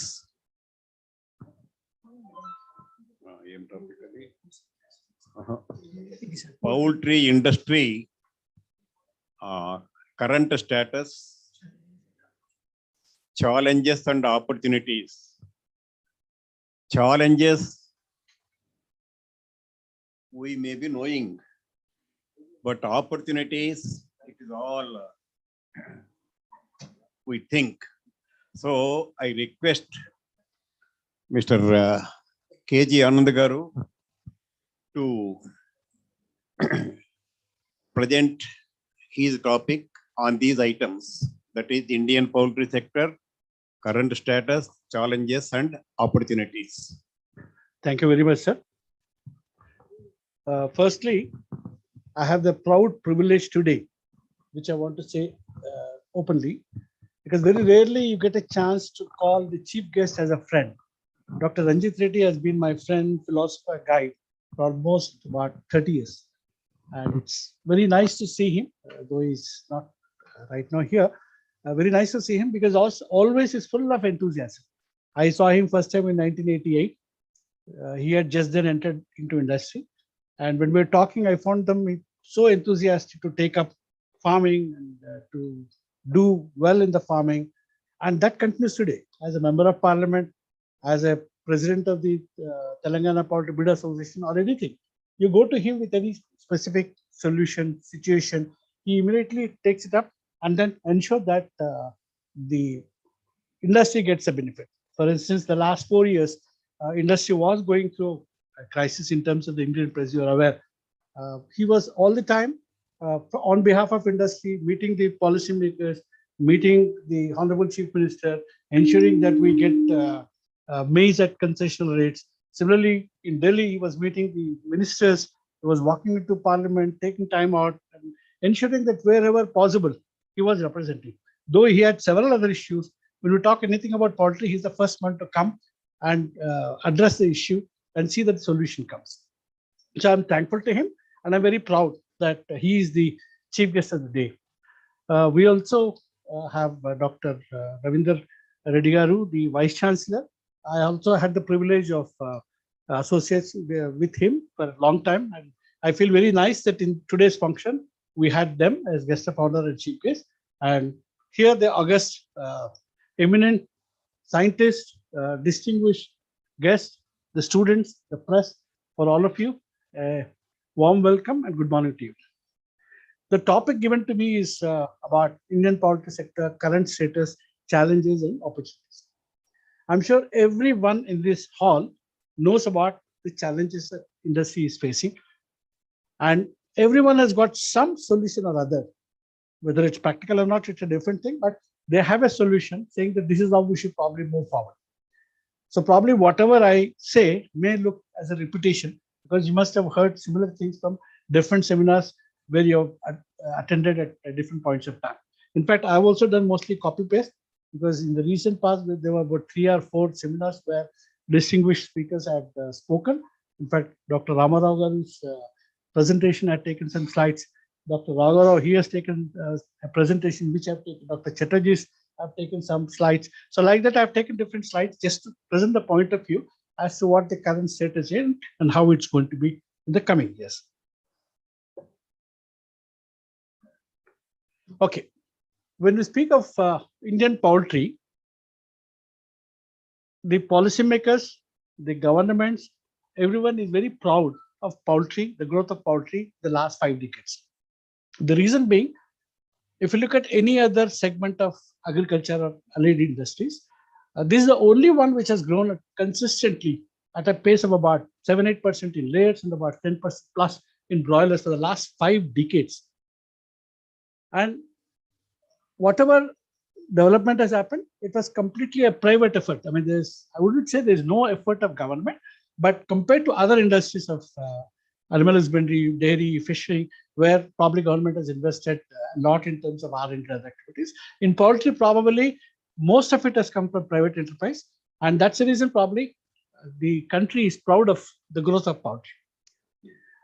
You must have heard, even our Honorable Prime Minister, Narendra Modi ji, also talked about poultry, and he used it as an example when he was talking about farmers having the freedom to market their produce anywhere in the country.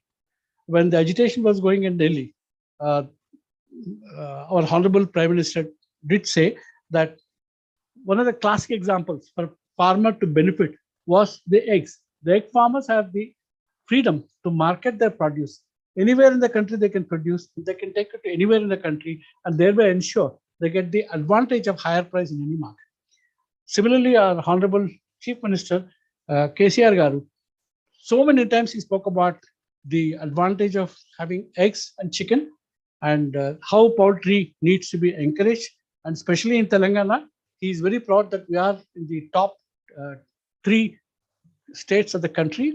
And he always says that anytime you have any problem, please come and talk to me. We'll try to solve the issue. In fact, even recently, I'm told about a week back, we had a long discussion with Dr. Ranjit Reddy about the current challenges. And he was saying that, please come with your team. We'd like to provide some solutions and see how best we can move forward, because he doesn't want to lose the status of Telangana in being the top for egg production.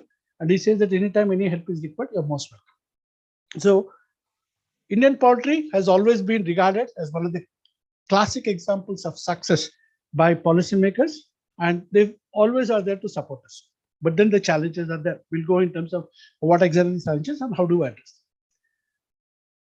If you look at in terms of the second success of Indian poultry, I would say, compared to the neighboring countries, let's say Bangladesh, Sri Lanka, Pakistan, rest of the countries, they just imported technology and tried to implement it over there. But India is one example where they adapted or they made it indigenous. And that's the reason I think the productivity that we have is excellent. And the adaptation in terms of whether it's grown in Kanyakumari or Kashmir, the productivity is excellent. And probably if you look at the world top 5 also, India stands for the productivity part. Production anyway is there, but productivity part also, India stands as a classic example because we have completely indigenized. We have breeds which give excellent productivity, and we have the feed, whether you give, for instance, in Europe and US, maybe they give the zero aflatoxin feed. But here we have challenges in terms of feed. In spite of that, productivity is excellent.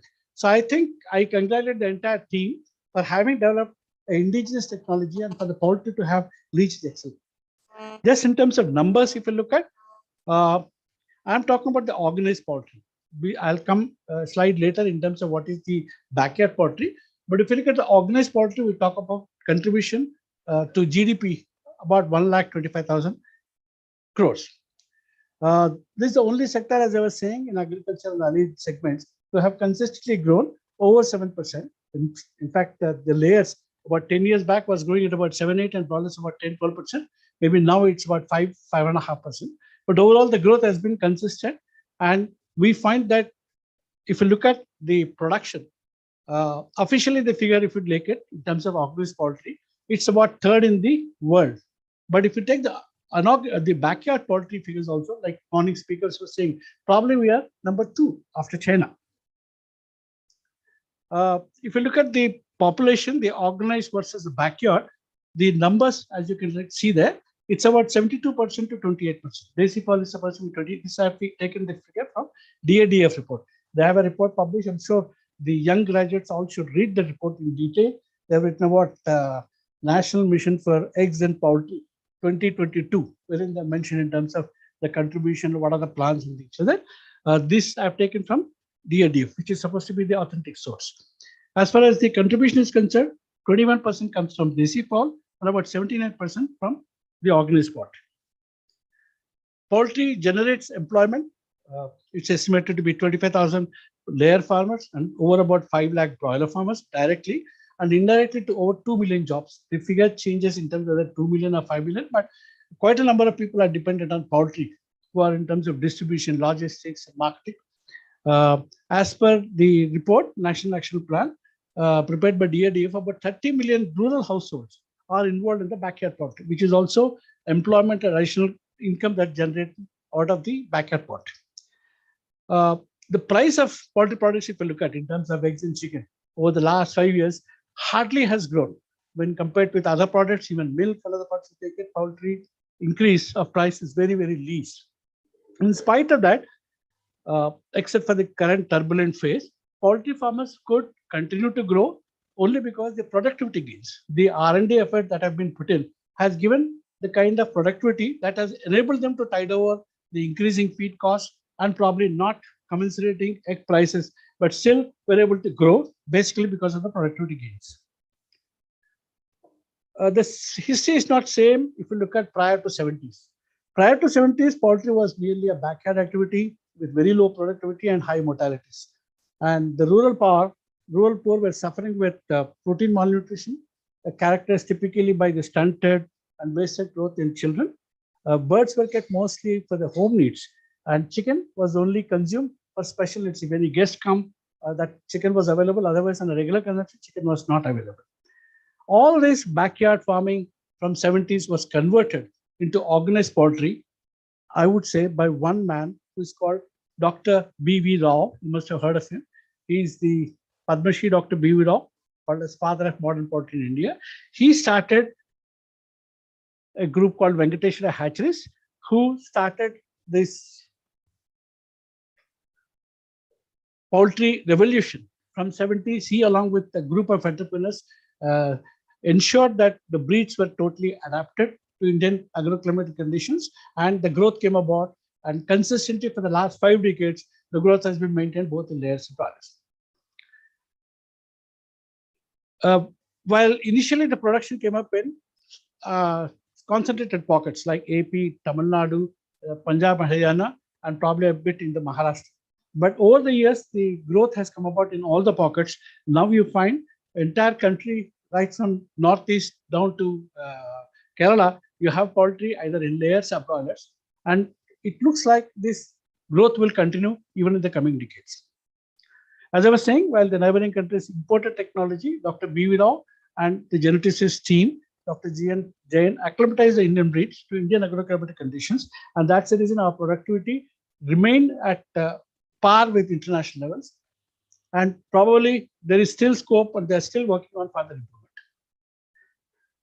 While if you look at the neighboring countries, they adopted technology like EC houses, which is probably costly in terms of the consumption of power. In India, mostly it is the open houses. Use of local feed ingredients. In some tracts they use bajra, in some places they use wheat, and some tracts they use rice. I mean, bird is made acclimatized to any kind of a feed, and that probably is the reason why all over the country the growth is coming about. We also acknowledge the constant help and encouragement received from the research institute, the PDP, veterinary, universities, state and central governments in building this vibrant sector. This is again from DADF report I've taken. If you look at the growth rate for the last 10 years, 2010 to 11, egg production, if you look at the numbers, and we have also the growth rate, it's anywhere between 5.5% to about 7% consistently. While for the broilers, if you look at, it is between, 1 year in 13, 14, there was a negative growth because there was substantial growth in the years of 2010 to 12. So the industry had to cut back part of the production. They went in for negative growth, but subsequent years it is covered. But overall, if you can say, broilers is somewhere between 7 to 8% as a growth. This is again the report from DADF. The present status. If you speak about the current status, Indian poultry industry is going through a very turbulent phase. Most of you are aware, the ingredient prices have skyrocketed, but the egg prices and chicken prices have been fluctuating. The reason being, for instance, in even countries like Sri Lanka, 60% uncooked chicken is processed. While in India, it is mostly in the wet form. That is, eggs as eggs and chicken as live chicken dressed in front of them. It is almost about plus 95%. Though there is a change coming about, but as a volume, if you look at, still it's under 5% and 95%, it's all under the wet form. In India, we have these religious festivals coming very often. And during that time, people who are otherwise non-vegetarian also resort to vegetarianism. For instance, in Shravan or during Navami times, there are several festivals during the year when the consumption dips and production cannot be reduced in line with the drop in consumption. As a result, there are huge price fluctuations. And over the years, the difference between one center to another center started increasing. For instance, when I joined this industry way back in 1988, the price gap between Hyderabad and Bombay was about 6 paisa. That is, Hyderabad plus 6 paisa was Bombay. Today, Hyderabad plus 65 paisa is the Bombay. Similarly, Calcutta, those days it was Hyderabad plus 70, including packing, transportation, everything. Today, Hyderabad plus Calcutta is almost about 85 paisa. As a result, farmer who otherwise should be getting the due share, most of it goes towards the transport, packing, and the distribution. Maybe that is the reason the new farms are coming close to the consumption center because they have the advantage. For instance, a farmer who is in, let's say, near to Sialda market in Calcutta, Midnapur kind of a pocket, he can deliver his eggs in plastic bags within 4-5 paisa. While a farmer from East Godavari, if he has to deliver, it involve at least about 70-75 paisa towards the packing and distribution. So the farmer at Calcutta or West Bengal has an advantage. Similarly in Orissa, similarly in Bihar, similarly in UP, a lot of production is coming up because they have an advantage in terms of the price as compared to the deep down centers. For broilers, the change has come about because of the integration. I'm sure some of you must have heard, or most of you would know what is integration. From 1993, there's been a change where earlier there was a standalone broiler farmers, but from then onwards, the integration as a concept started, and big corporates and companies entered in, which changed the entire structure of the broiler industry. It started in Tamil Nadu, but spread to Karnataka, AP, Maharashtra. Today, more than 70%, 75%, including Northeast, which is about 50%. Punjab Haryana is about 70%. West Bengal is about 70%. Everywhere, integration is a concept. This helped farmers to be insulated from the price fluctuations. An open farmer who takes chicks and markets after 40 days suddenly can probably lose money or probably get profits. But for integrator, because it's got flocks all through the year, there is an advantage, and probably is also got efficiency in terms of purchasing ingredients in time, having a proper feed formula, and ensuring that his profits are calculated yearly. As a result, he is able to grow, and the farmers who are associated with integrated companies are maybe insulated with the market fluctuations and probably are growing because you feel new sheds are coming up on integration all across the country. The standalone farmers are also finding difficulty in terms of getting credit, and probably the losses on seasonal batches is resulting in terms of they also stopping the farming and associating themselves with integration. However, broiler farming is now year-round business, and groups who have financial capacity are able to grow in number. And slowly, I think, as you find, probably the coming 3-4 years, integration will be plus 80% all over the country, and standalone farmers would probably associate with the big companies. Now, when we come to the challenges, while the maize acreage and productivity is stagnant, the demand for corn is increasing by different groups. For instance, as morning Dr. Ranjit was saying, the poultry industry requires about 16 million tons. Well, if you look at the competing industry, whether it is starch, exports, human consumptions, all these segments require an addition about 15 tons. So whatever the production we are talking about 32 tons is not enough because the other industries are growing quite well. For instance, you must have all heard about distilleries, that is ethanol manufacture. Government has got a policy that they would like to divert corn and maize for ethanol. As a result, they are planning something like about 10 million tons of maize to be utilized for ethanol manufacture by about 3 or 4 years of time. However, the maize acreage and productivity is unlikely to increase much, and probably the production of currently 32-31 million tons. In fact, that itself we doubt. Industry feels it's somewhere close to 27, 28, not even 32, and that would definitely be a shortage due to, well, go back, 16 million tons, 16. The present Ukraine crisis is also added to our woes because Ukraine is one of the leading countries for production of corn. They used to supply corn for different countries in the Middle East and Far East, and because they are unable to export now, probably they'll be affected for another 2-3 years. The pressure is on India for supplying. This year, all-time high corn has been exported.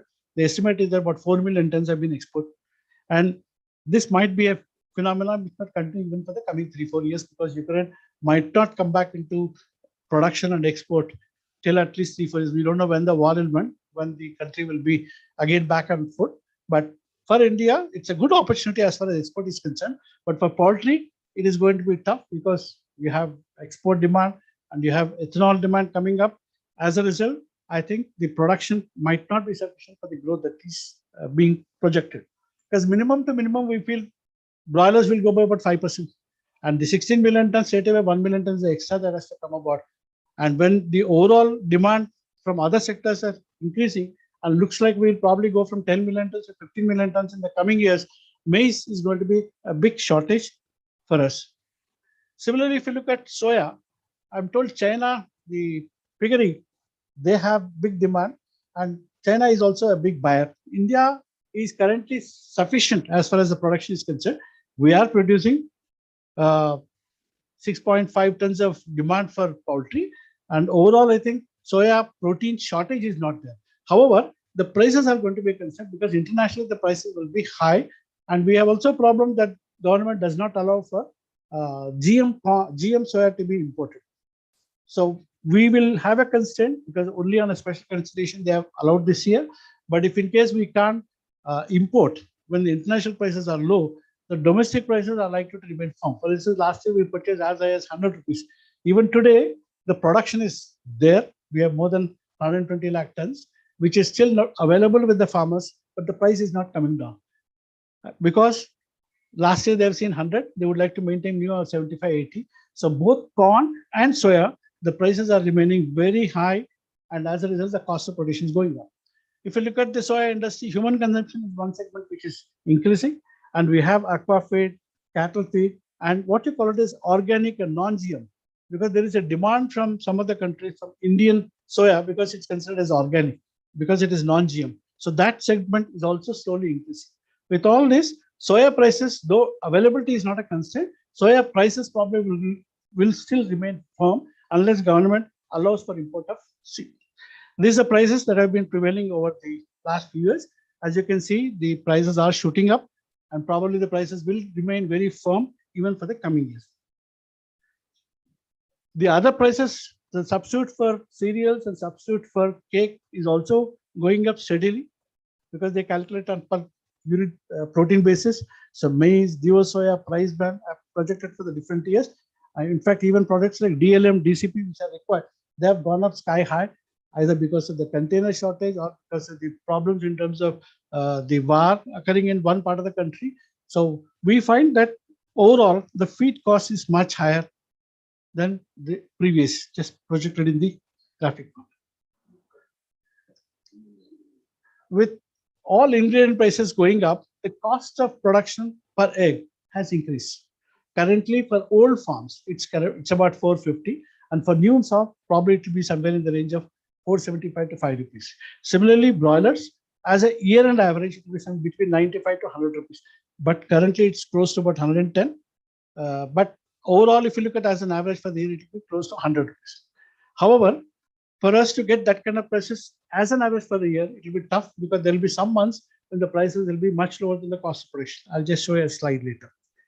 And as I was saying, the maize exports, the starch, that starch industry is also doing quite well. Maize is used in starch. There is good export prospect for starch. So starch viability, higher MSP, because government is also equally interested to ensure agriculture farmers get higher produce, higher price for their produce, both for corn and soya. All these factors, you'll find that corn prices or cereal prices will remain firm and the cost of production may not come down. I've shown in terms of what is the commercial broiler prices. Green indicates viable, red indicates non-viable. If you look at the earlier years, there was only 1 or 2 months where in fact, 17, 18, all the months were viable for us. And if you look at from 1920, there were some months where there was a problem, which was predicted, like in religious festival time, the prices came down, but overall it was still okay. But you look at 21, 22, almost the last 5-6 months continuously in the 12 months, we had about 7 months of negative picture. That's the reason this is still better as far as the broiler is concerned. But if you look at this, I'm projected in the graphical form. If you look at the egg prices, it's a red all over. So that's the reason egg farmers are finding extremely difficult because the cost of production being 425. Today they released something about 280 to 290. Straight away there's a loss of close to 1 rupee 50 to 1 rupee 25 paisa per day per egg. And you have farms which have got, for instance, there's one gentleman called Mr. Venkatrao. He has got a production of daily close to about 55 to 60 lakhs. Imagine the plight of a farmer who's losing 60 lakhs per day. And I can see some of the farmers here too who are losing on every day, whatever the egg they get, minimum at least about rupee 50. So that's a kind of a loss they're incurring, and we don't know how to move forward. I will discuss in terms of some solution, but this is the current picture in terms of industry. That's the reason Dr. Ranjit was expressing anguish as to, yes, the productivity is good. Yes, the per capita consumption, there is a scope for growth, but how do we move forward? What I was mentioning a few minutes back about the transport and logistic cost, which has gone up over the years. As a result, the producers in the consumption center, close to consumption centers, find it viable to expand. And probably the centers which are traditional and far away, like AP, Telangana, might have difficulty in getting viable prices. As far as eggs is concerned, one more factor which affects us is that most of the eggs are consumed by the middle class or the lower middle class. And they are price sensitive, at least in terms of perception, they are price sensitive. Like their shopping is they take about 20 rupees, go to the shop, whether he gives 3 eggs or 4 eggs or 5 eggs, that is a limiting factor. Same thing happens even with chicken. He has a budget that this much. He doesn't purchase a quantity. He has a budget. He gives them 100 or 200 rupees, and whatever the chicken comes, he will take it. In chicken, we're able to manage because the producers are limited. We have integrators coming in each probably production center. You have about 5-6 people who can sit together and at least at opportune time take the prices up. But in next, we have vast bigger number of farmers, and it will be they're trying hard under the NECC platform, trying to get them together and try to see whether they can come out to some kind of a consensus. But it is very difficult. But there are also related issues, like every day you have to manage the working capital, you have to make payment for the feed that one has purchased or ingredient that you purchase. And when you are in loss, it's much more difficult. In profit, probably you have a discipline, but when one is making loss, when you don't have sufficient money to ideally, yes, all should probably stop selling for a week. Automatically, the prices will come. That's well stated. But when you want to implement it, it's quite tough because there are so many farmers who have got so many issues who would find it difficult. And that's the reason I think we are still going through that. And what could be the solution is what we have to see and discuss. The new centers will come up, as I was saying, Bihar, Orissa, West Bengal, Jharkhand, UP, Rajasthan, all these are becoming production centers. And probably they will produce what, because the states are also increasing.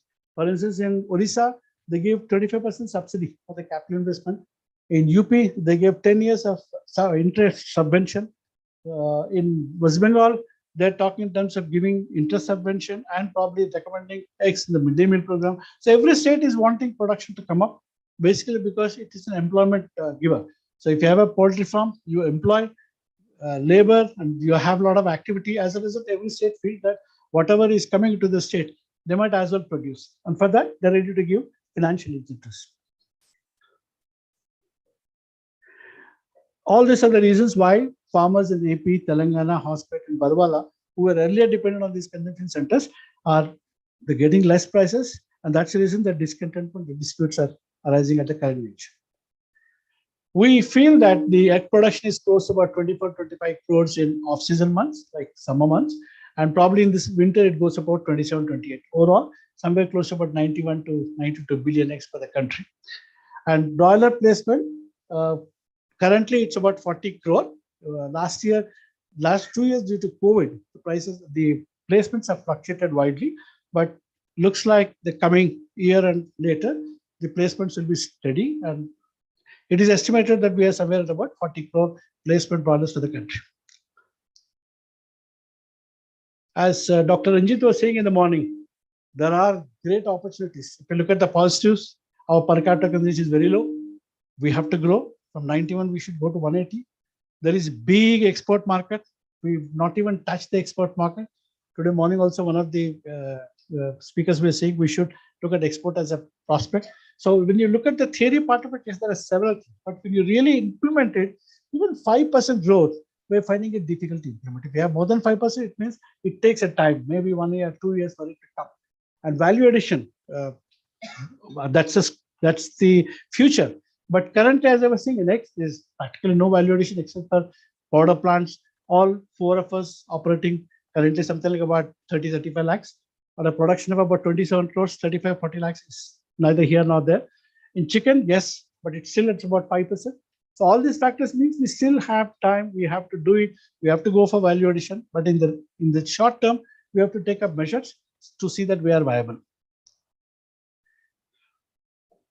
The one more topic which Dr. Ranjit was saying in the morning about the emerging diseases, because unlike in Europe or US, here you have multi-species in a pocket. You have got broilers, layers, country birds, everything, cockerels. So as a result, the disease challenge is continuous and it's new emerging disease also there.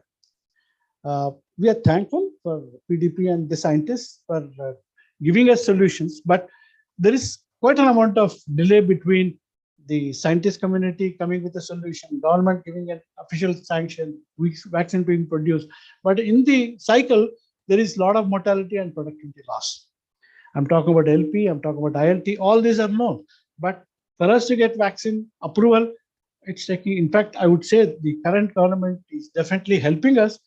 Dr. Sanjeev Balin has announced that they will allow for LP vaccine, but still the process, it's there almost for the now 4 or 5 years. In spite of that, government they have their own limitations, I understand, but for the poultry sector, they have to live with this mortalities and production loss, which is adding to the cost.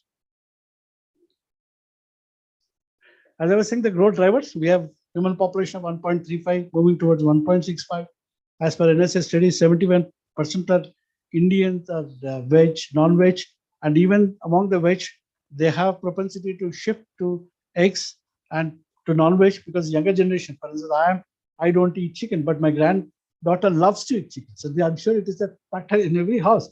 The younger generation wants to try new things. They love to eat non-veg, and the world is changing. I'm sure in India also we have a great number of people. In fact, in Telangana, it's considered as 97% as non-veg. So we have a good number of consumers, and government wants to provide the nutritional security, and they want to encourage growth of poultry.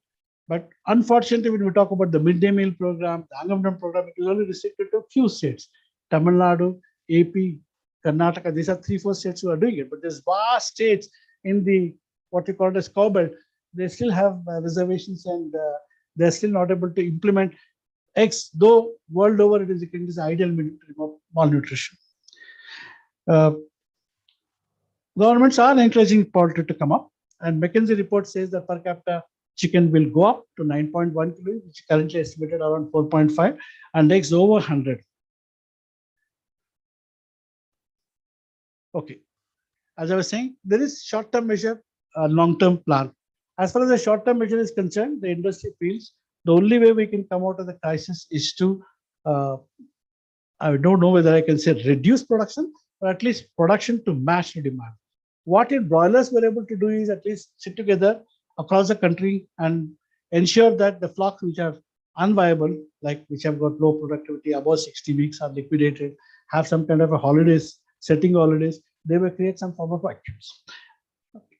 However, in the long term, all of us agree that poultry will expand and the expansion will be there, but maybe the people will change. This is in terms of maize, the maize requirement will go up. Currently, for whatever is the 16 million tons, we are likely to shoot about 27 million tons by 2030. Similarly, for soya, it's going to go up in the coming 10 years, and we need a lot more soya than what we need today. The challenges, the emerging diseases, lack of skilled and unskilled labor. This is one topic which I wanted to raise in front of the Vice Chancellor, because in Tamil Nadu, they have a separate course, BTech for graduates, 4-year course. We wish similar course is given here, because we are ready to absorb that people at a good salary. And as you all know, increasing interference from activists in terms of cage ban, in terms of litter, in terms of pollution and other norms. Possible solution, as I was saying, eggs need to be diverted in states where it is not there to midday meal, Anganwadi home, and also look at export options. For broiler chicken, big integrators, because of good vehicles, efficient transportation, will move live birds and probably truss it and either move as a chill or probably keep it frozen and do value addition. And that's likely to grow in volumes because most of the integrators are coming with their own processing plants. We request Government of India to allow import of soya year round, but that would help the industry. May keep a base level of 50 or 55. At that time, it should not be allowed, but year round, if they, it will help the protein. Similarly, allow GM maize for starch manufacturing. Where there is no problem in terms of a starch allowing GM. That's one solution. At least 3 to 3.5 million tons straight away. The usage can be brought down. So allow GM for starch. Similarly, please grow more maize in country. Instead of saying that don't need maize, please grow more maize and please allow 4 or 5 years.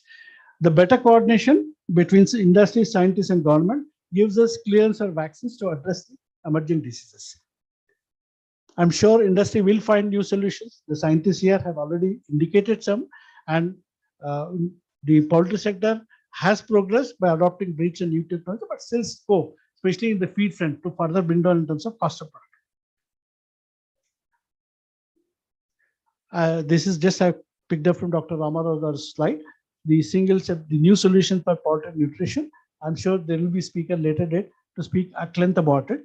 This could be some solution which can probably help us to reduce the protein scale.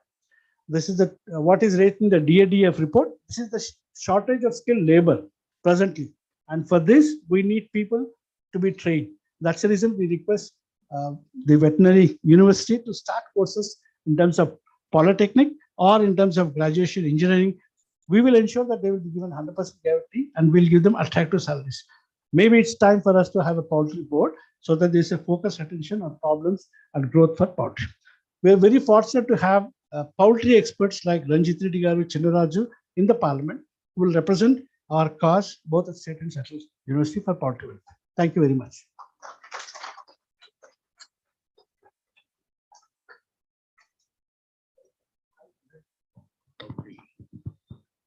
Thank you, Anandji. So, any questions are there? You're welcome to ask the questions.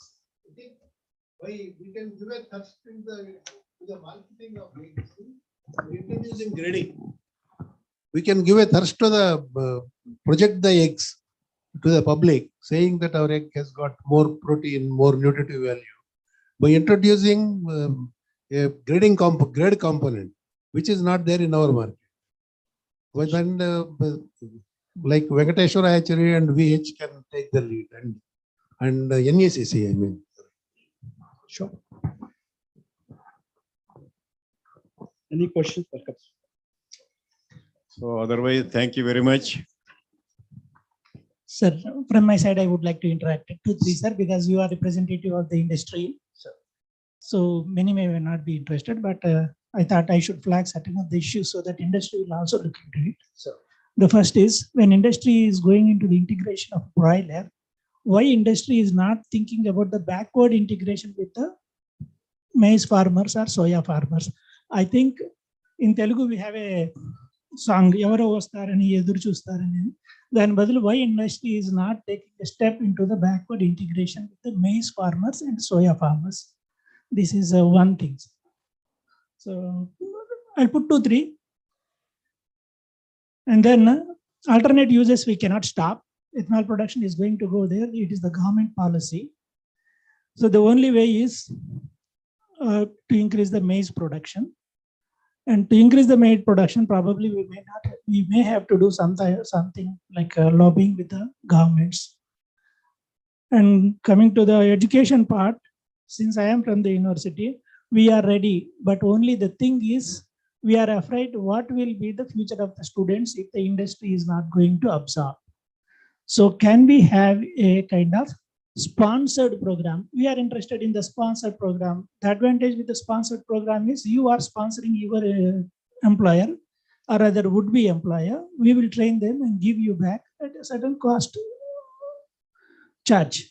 So that will ensure that the students will be not on the roads tomorrow. So slowly we'll go in that direction. We are ready to take up the issues. The sponsored program may be certificate course.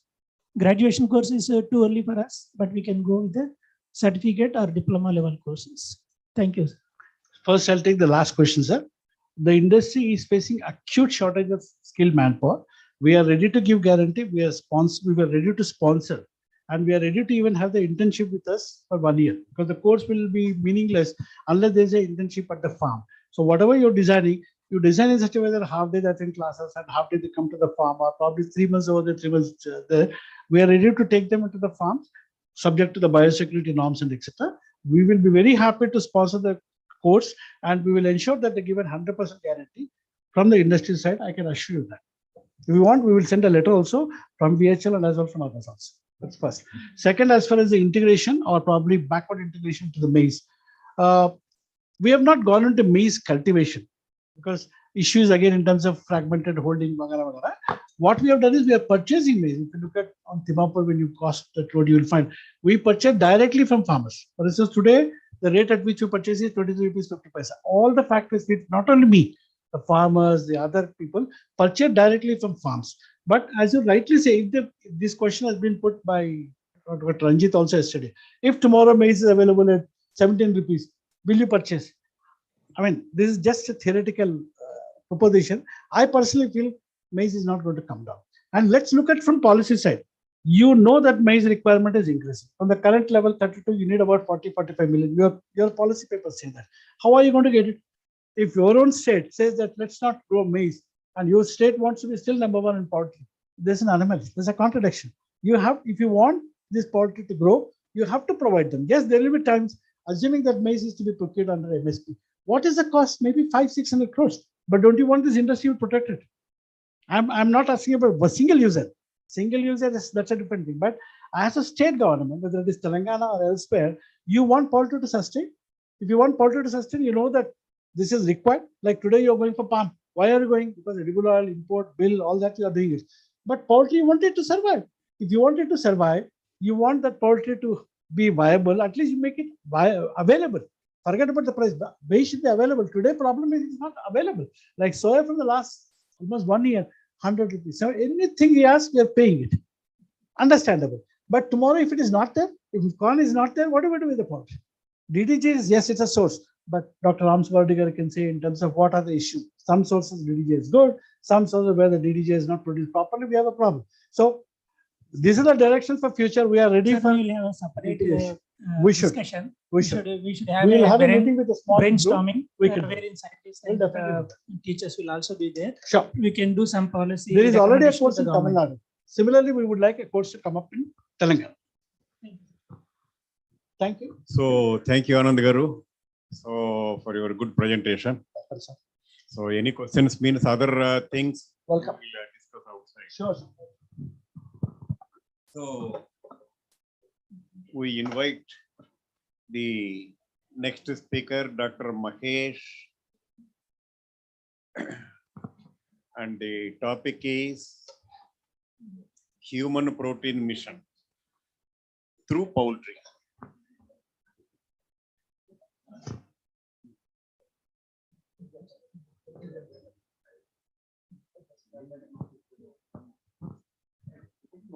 Okay, friends. Mahesh, as you all of you know, Mahesh is the Joint Commissioner and Director of Central Poultry Development Organization, a very well-known figure in the industry, and he is coming from the CPDO, Bangalore, and he is a lead speaker. He is a motivational speaker also, and he is a very knowledgeable person in poultry industry, and he is advisory member on several of the university boards. Now I request Mahesh Garu to make his presentation. Sir, time given to you is Mahesh Garu. Time given to you is half an hour. Make your presentation for 25 minutes, 5 minutes for the discussion. No problem, sir. 20 minutes, correct. Thank you. He's taking my time.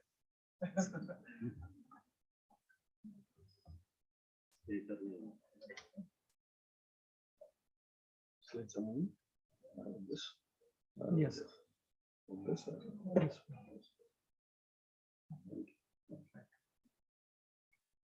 Good afternoon, everyone, and namaskar to all the senior officers here. And I'm very passionate about poultry. And people are talking about supply. Today, I'm not talking about poultry now. I'll talk about protein. That is what the demand. Demand side, we don't really prepare. Including veterinarians, will simply come out of veterinary college. We don't know where to go because demand has to be created. Take an example of South Korea. South Korea got independence in 1951. They said, "Hamara chota country hai, we should produce for the world." They produce Samsung, they produce semiconductors, they produce LG. They work on demand. And yesterday, NRC meet, I was telling, how many of you agree that Bata is Indian company?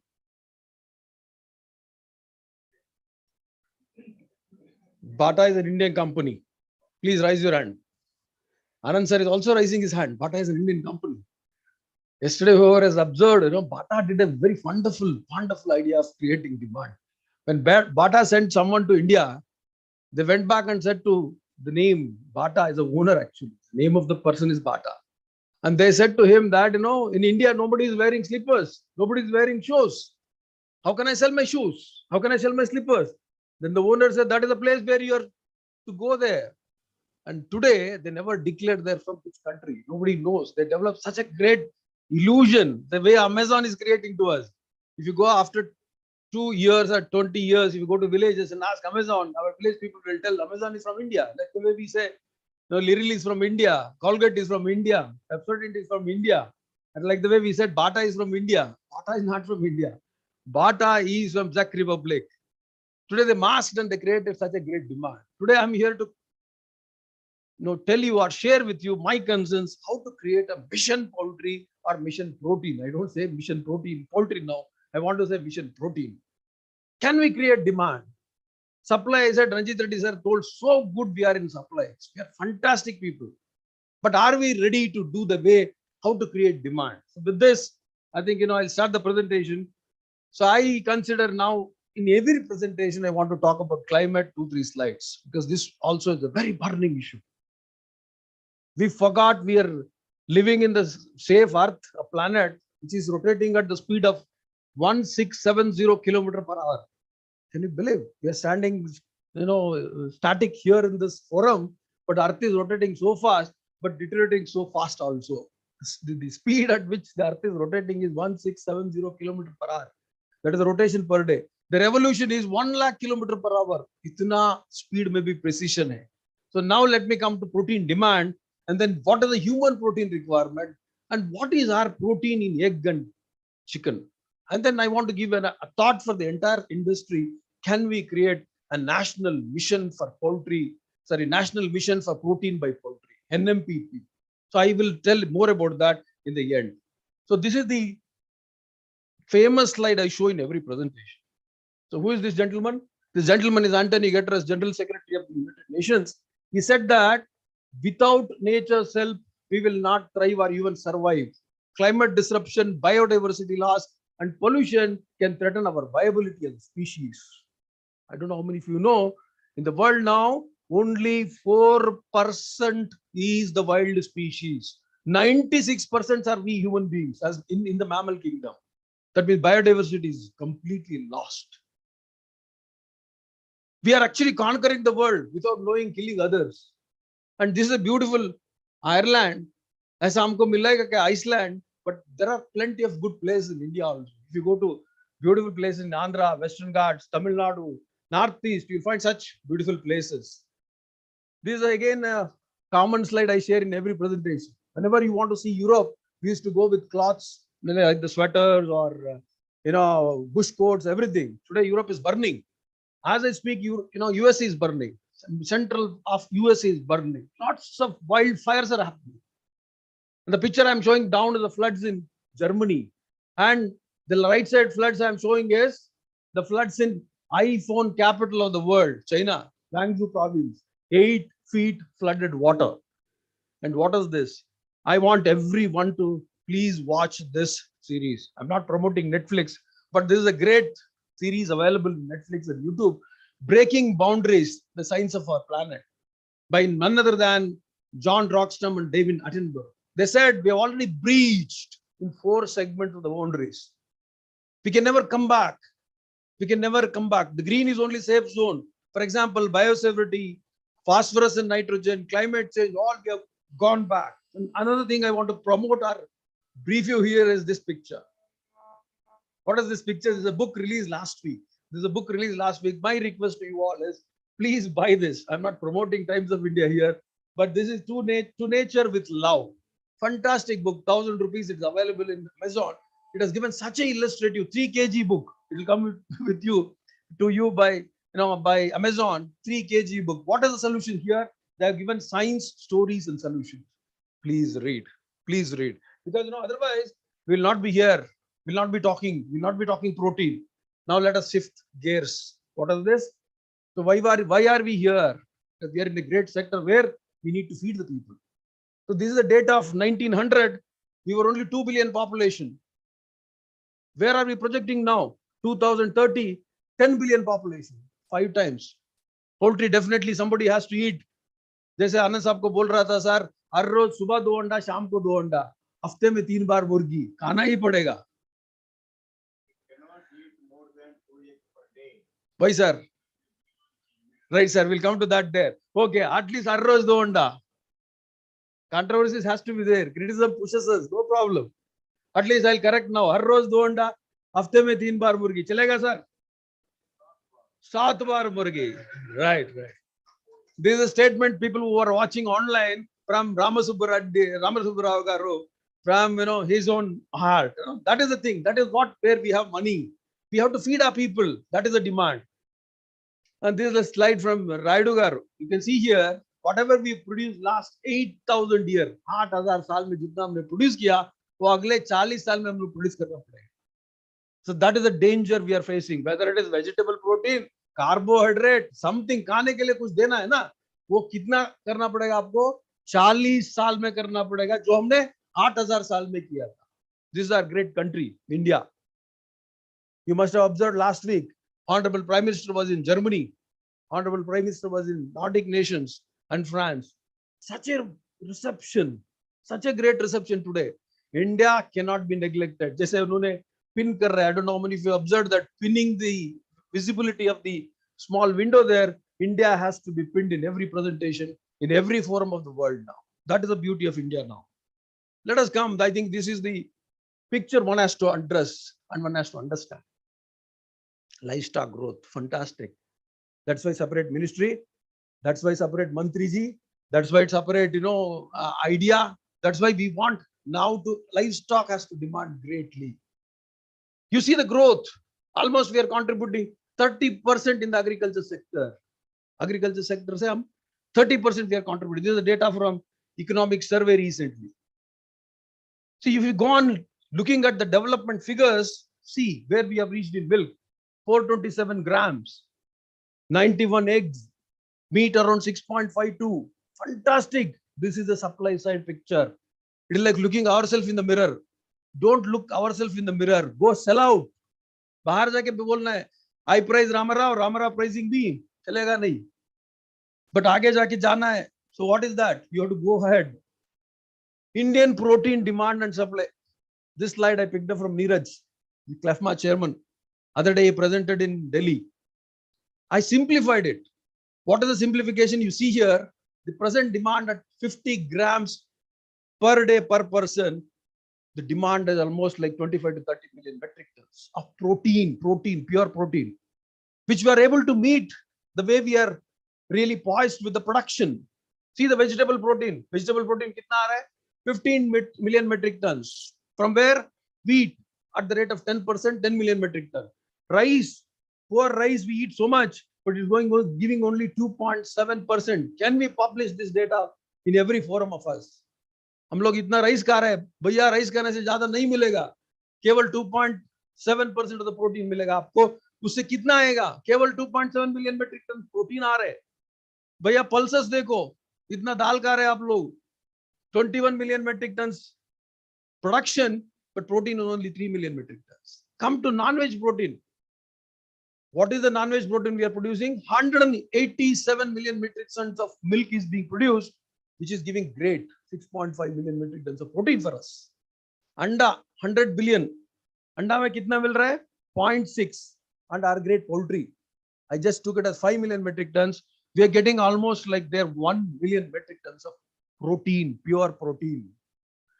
But we surprisingly, we have a friend with us, fish. जितना आप fish खा रहे हो, देखो ना fish friend आगे है, वो फार्मूला 1 रेस कार जैसा है. देखिए ना 14 million metric tons fish is being produced in India, which gives you 5.6 million metric tons of protein. So we have to compete with NFDB. Nallappa was telling yesterday, इतना सुंदर fish का board बनाया, फिर वो याद रखा हमने आते वक्त. सर NFDB का बिल्डिंग देखो, उससे बाद में हमारा पीडी पे आएगा. I want to see a chicken larger than the Hyderabad airport. That should be National Poultry Board. दिखाना है भैया. आप वो फिश रिपोर्ट दिखा रहे थे, हम लोग भी दिखाना है, demand. And this is the urban culture now. How are we eating now? We are all surprised when we see the data. 73% are deficient. 73%. लगाओ आप, अभी सबको प्रोटीन आप मिलेगा. सुबह कितना खाते हो लगाओ, शाम को कितना खाते हो लगाओ, आफ्टरनून कितना खाते हो लगाओ.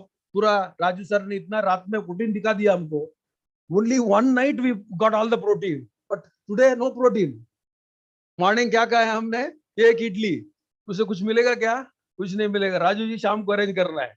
So that means every day we need protein. Every day need protein.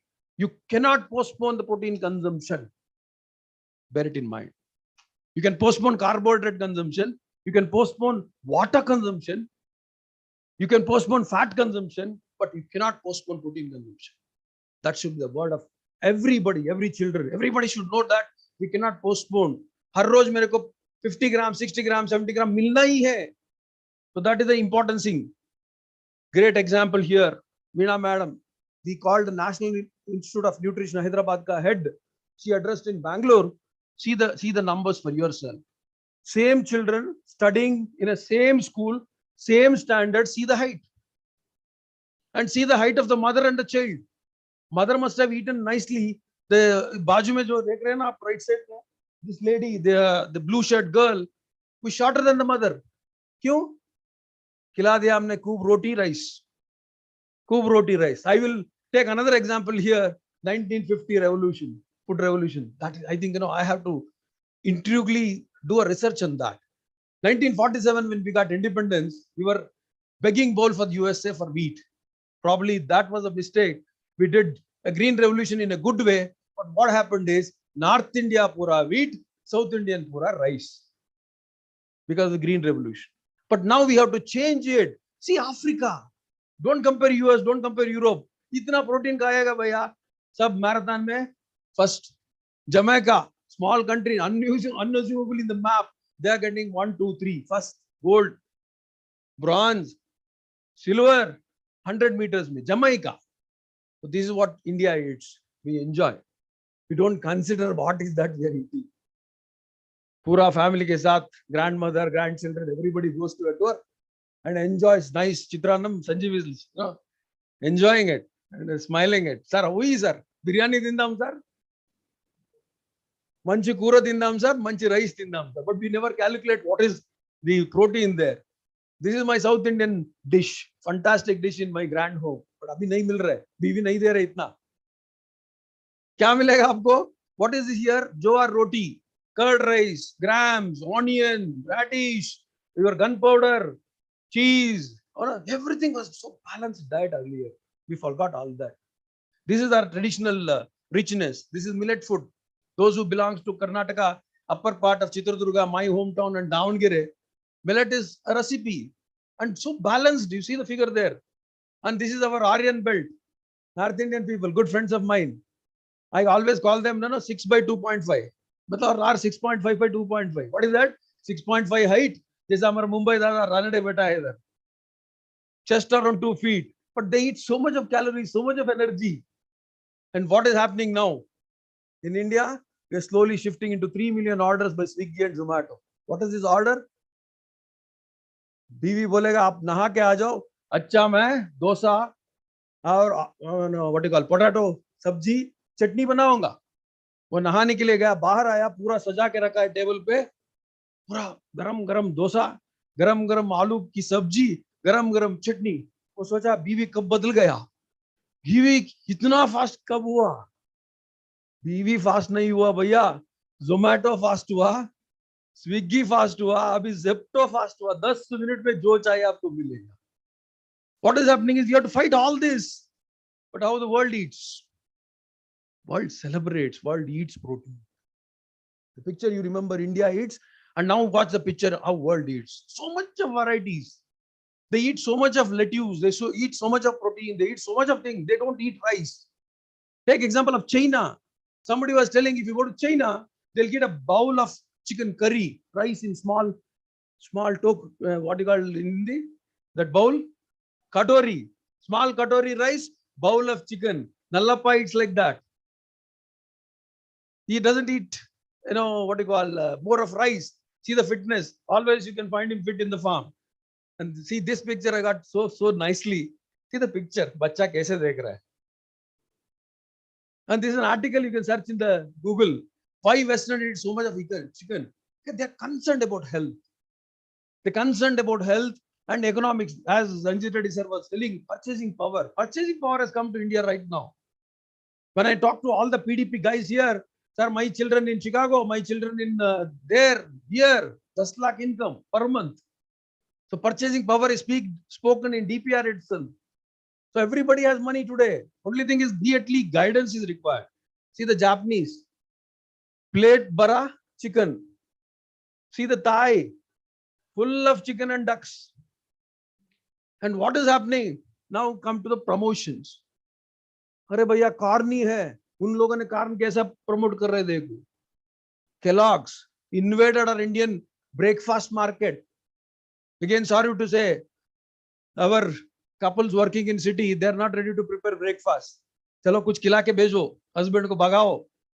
So what is happening is, now they are promoting so much. Can you see Kellogg's cereal? Another how many minutes, sir? 5 minutes. Don't worry.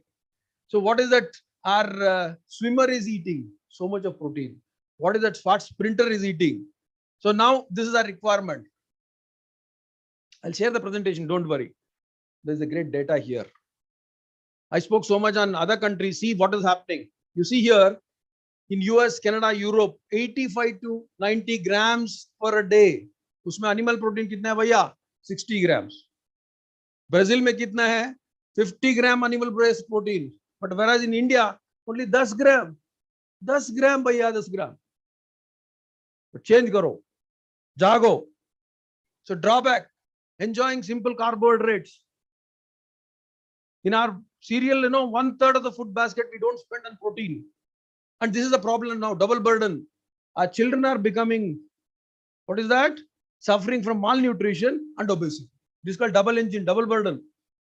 ज़्यादा fat खिलाने से malnutrition भी आएगा और obesity भी बनेगा. Mitigation measures. ICDS, Niti Aayog is pushing it. This is the protein requirement. I don't have time. ये मैं बात हर एक सेमिनार में बोलता रहता हूँ. अरे भैया, मिनरल के लिए, विटामिन के लिए अंडा मत खाओ, सॉरी दवा मत खाओ, अंडा खाओ. So you have got so much of vitamins and minerals. दवा मत खाओ, अंडा खाओ. अंडा में मिलेगा, चिकन में खाओ, इतना मिलेगा. 97%. See, Bangalore is USA in India. What is the statement I am making? Bangalore is USA in India because Bangalore consumes 80 lakh eggs per day, which is almost like 270 eggs per person per year. हमारा vegetarian वाले होगा, they will say, sir, you are only promoting protein of non-vegetarian source. Fantastic sources are available in veg source also. Spectrum of fantastic, like a rainbow. So now I am coming to my mission. Last 5 slides. Sir, permitted? Okay. Mission protein in India through poultry. This is my mission. Probably another 9 years will be in the government. Probably later also I'll pursue this mission. This is my mission. And आपका mission, हमारा mission. किसके लिए है? देखो भैया, ये क्या है? विमल इलायची के लिए भैया 3 heroes. 3 heroes for विमल इलायची. कौन? Shahrukh, Ajay Devgan, and recent addition, Akshay Khanna. So see, one simple $1 billion sector, $1 billion. हमारा कितना बिलियन? 20 बिलियन होगा. इकट्ठा आना है हम लोग. We have to fight together. What is this sad? KFC borrowed the services of whom? Anil Kapoor. So now the new trend is coming. Licious, the leader in our sector now, he has used Anil Kapoor. Now Tendakat, a small boy engineer from Bangalore, belonged to Chennai, started shops now. He is now hiring services of whom? Which is his actor? Prakash Rai, the great villain and the great voice maker of every movie. KGF 2, now 1,000 crore movie. उसमें भी वो है. इसको कितना पैसा दिया होगा मालूम नहीं, but they are hiring. And our own brute Varun, Sneha, he has used Nitin. He says, sir, after creating a brand, this is called demand creation. Demand creation. Supply नहीं है, demand create करो, story बनाओ. जैसे मैं story बोल रहा हूँ, मैं कलाविद बन गया, अभी story बोलना शुरू. अभी देखिए ना NECC, great effort from our Sanjeev, all the great captains of India, Sunil Gavaskar, Kapil Dev, Rahul Dravid, and क्या लिखा है कितना नीचे, टफनेस और स्ट्रेंथ में अंडा को असली कैप्टन मानता है. प्रमोट करो, ज्यादा करो, कैप्टन तो अंडा है. And this is another issue came up in Bangalore and everywhere. That a new company has cropped up, Miyamo. And see the kind of people are entering into the arena. 100 store target everybody, Delfresh, Fipola, Tendercuts. They're pumping money, they're burning money, but they're creating awareness. We have to follow that. And Licious has come out with Licious Kitchen, the first of its now in India. Licious Kitchen. They are competing with KFC and McDonald's. Why should we not compete with them? And this is the target of Fipola. And now see, IIT guys are coming into poultry. My good friend Abhishek Negi from IIT Kharagpur. 4 बंदे क्या कर दिया? Egos करके एक company बनाया. कितना अंडा बेच रहे? 2 लाख अंडा हर एक दिन. How they positioned in the market. Now venture capitals are rushing into his home. पैसा दे रहे भैया, करो कुछ अंडे में. हमारा good friend Srinivasa Hatchery का सुरेश रायडू जी. I don't know how many, if you know that there is a product from Rayadu ji, Hello Eggs. Now he is selling almost 1 lakh eggs here in Hyderabad. Please know that how they are doing it. Again, you are Hyderabad guys, Just Laid and Abhi Eggs. They're creating buzz slowly, but we have to talk more about it. We have to create more awareness about it. भैया vitamin के लिए अंडा खाओ, दवा मत खाओ, जैसे इन्होंने अभी ने किया है डोज करके, और Just Laid ने किया है brown eggs. They are promoting. Now you see how many of you know this leader Mukunda Foods. Any idea? Can anybody in the hall raise your hand that what is this Mukunda Foods company belongs to? The name of gentleman is Ishwar Vikas. He is from again Bangalore. उनका माँ बोल रहे थे, बोलता है sir साहब, he used to eat 8 to 9 dosas. वो बोलता है पागल इतना खाएगा, मशीन बनाओ. But अभी क्या है? Now the Indian leader for automation of food industry. Automatic dosa से लेके automatic paneer curry banana, or whatever the fryers you see in McDonald's or KFC is from a simple gentleman like him, Mukunda Foods. And now country chicken in your own backyard. Now they're raising buzz in creating a niche market in Hyderabad alone. And ये भी हमारा competition है, देखो hero heroine क्या बोल रहे हैं? Meat without meat. So we have to fight. They cannot use the word meat. Yesterday I was telling to the director there in NRC meet, protested. Milk walone, they won the case. Milk walone, they won the case. Soya milk word cannot be used. They said dairy product, they cannot use milk. We have to fight. They cannot use the word meat. Let them put something, but they cannot use the word meat. Bisleri co-branding, can we do it? देखिए ना, RRR movie आपका co-branding कर दिया. 1 महीने में पूरा bottle में RRR movie का पिक्चर जाएगा. And you all go to McDonald's. You enjoy so much of McDonald's. You see what they're writing there. I love chicken jesa, an excellent source of happiness. Can we ask them excellent source of protein? Can you ask people like that? So this is another great way for you to know. Today, paisa, very, very fast. Morning we were in a walk with me in Nallapa to veterinary college, and then what you call the clinic there. He asked, paisa laya kya? Nahi. Kya hai? Mobile hai. We went to tender coconut water buyer. We drank 3 tender coconut. Tender coconut seller is having Paytm. But can we tie up co-branding there for egg sales or chicken sales? Money can come so fast for you. See, advertisement by Horlicks. Chota bachche ke liye kya diya? Horlicks increases the power of milk. And when did you grow up kind of thing? Lastly, can we do this? This is a challenge for the industry. Last slide. थोड़ा देखिए, गौर से देखिए. मैं हर एक session में बोल रहा था, can we bring in Amitabh Bachchan to say, दवा मत खाओ, अंडा खाओ?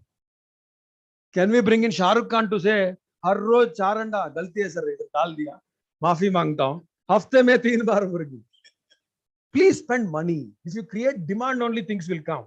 So I want everybody to consider the last slide very carefully. Can we create a national mission on protein by poultry? NMPP. Let us come together, including Venki, Zaibi, Subuna, whatever. Everybody is good friends of mine. Both the sides, producers and the sellers, like startup unicorns. I can bring everybody together. Can we endorse that in every communication of us? Whether it is IB communication, Venki's communication, university communication, जो भी poultry से जुड़ा है, नीचे जाएगा NMPP, national mission for protein bye poultry, कुछ sentences लगाओ, कुछ एड एजेंसी को ले लो. So that will go as a unity for us. Thank you so much for the patience hearing. I wish you all the best. Let us try to become that fish which is flying into new horizons. Thank you. Thank you, Dr. Mahesh, for your nice presentation. If limitation of time is not there, we can go up to evening. I think I overshoot by 10 minutes. Sir. No problem. No problem. Or 3 minutes, I don't But know. only I add one sentence. Please, sir. For all of you, proteins cannot be stored in the body. Yes, sir. So that's why you have to eat always. I'll repeat, protein cannot be stored in the body for the online beneficiaries. You have to eat it every day. Thank you very much. Thank you, sir.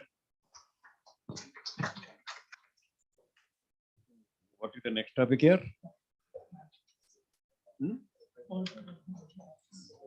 Poultry welfare and challenges by well-known Dr. Ajit Ranade, Dean, Veterinary College, having good number of research papers, guided a good number of students, and in bird flu period also he organized chicken melas and all the things. So this goes a long way. So I request Dr. Ranade to give his presentation on bird welfare challenges. This one.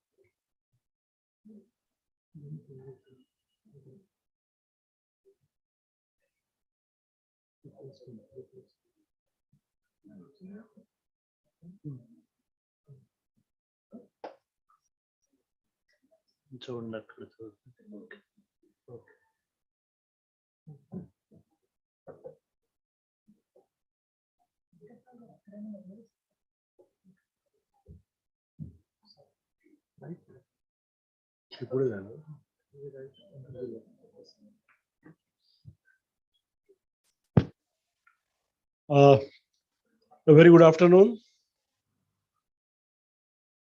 respected seniors, friends, colleagues, and students. The topic given to me is regarding poultry welfare and challenges. And I am very much sure this topic must have been chosen for me by Dr. Ramarao, because we were always together in Delhi to fight with these NGOs when there was a problem of cage issue and other things. Anyway, now this presentation is a repetition of what has been talked and discussed for quite few years now. I have picked up some of the slides, as Mr. Anand said, from some of the earlier presentations of mine or Dr. Ramarao, and I have finalized this particular presentation. Some of the sentences which I am going to share with you are very important. The first is that the economics and the ethics gets always balanced if overemphasis of any one is avoided. And the economics and ethics were always balanced in the earlier stages when the demand or the urge for excessive production was not there. In traditional system of animal agriculture, the welfare issues were not there. They never cropped up, as the expectations of output and the inputs required for the same were limited. Go back to 1960s, 70s, even 80s or even 90s. There was no much of a issue with respect to welfare. Nobody was noticing, nobody was bothered. And in fact, if you look at the reality, there were no issues about the welfare of the birds also. Everything started when our hunger for producing more and more birds started increasing to an enormous level. And now in the process, we have started compromising on certain basics. See, the basics can never be compromised. And that's what we started doing. We, in the sense, the farmers, the industry started doing. And that's the point of time when the welfare issues started cropping up. Over a period of time, necessity to produce animal agricultural products in more quantity became the need of the hour. And that was the point when the welfare issues started cropping up. The economic considerations due to marginal profits necessitated the farming of large number of animals and birds. I always go and tell the students that as far as poultry sector is concerned, the per unit profitability, let it be an egg or let it be a meat, is marginal. So it's at the end of the day, the volume of the business decides whether you are going to be in business or not, whether you are going to be a successful farmer or not. Now, when we teach this to the students, obviously people will go after producing more and more, because it's the volume of the business that's going to decide your profits as well as whether you are going to be in the business or not. And this, along with the need, people started realizing the importance of animal protein. More and more people started getting converted into a non-vegetarian or at least vegetarian. The demand started increasing and all these issues started. However, more emphasis was also laid on increasing the productivity, and all this started bringing the stress on the production system, and the issue of ensuring the welfare came into limelight. When we were students in 1979, 1980, these words were not even heard of. Birds were comfortable, farmers were comfortable, profitability was good, though it was marginal, farmers were happy, and there was a steady growth. So if you look at the things, the bottom line is that more productivity, more population, human population, leading to increase in the population of animals as well as birds, everything started bringing stress on the systems. Everything started bringing stress on creating more profits, and somewhere or the other, maybe inadvertently, the welfare issues started cropping up. We started neglecting the comfort zones of the birds. And we must accept it. How much and what the NGOs say, what the people complain, what are the allegations, let's not talk about it. They may be exaggerating the things, but somewhere there has to be some bottom line. Kuch to aag chahiye dhua uthne ke pehle. Maybe that is very small, but something has happened, something has gone wrong in the system itself, and that's the reason why these issues have started. If you look at the development, the entire period of poultry production and development can be divided into historic period before 1914. This is world over I'm talking about, globally. Then the traditional period, 1918 to 1953. Then conventional period, 1953 up to 20th century. And modern period, that's what we talk about now, 1990 to present. And now what's going to be the future? That's something which is important. Now in the historic period, just briefly we'll go through these slides. I know the time is short. Real start of egg industry was there in 19th century. The breed societies appeared in Britain, stimulated establishment of breed standards and poultry stock improvement was there. By late 1800, there was thriving egg industry in France. And these breed standards for poultry, I still remember in Mumbai Veterinary College, we have a book in the library, British Poultry Standards. Almost all the libraries will have that book and such wonderful photographs. I don't know whether Mukund has gone to library and seen that or not. But if not, you can just go and check it. All these libraries, the breed libraries of animals, cattle, buffaloes, as well as chickens, they published a lot of information and photographs of the birds. In early stages, egg production was based on small flocks of hens kept outdoors or in farmyards. So waste disposal was not an issue.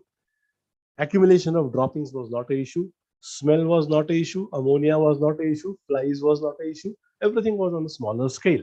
But at that time, because the poultry rearing was a part of mixed farming together with livestock and crop enterprises, maybe that helped us to keep all these factors away.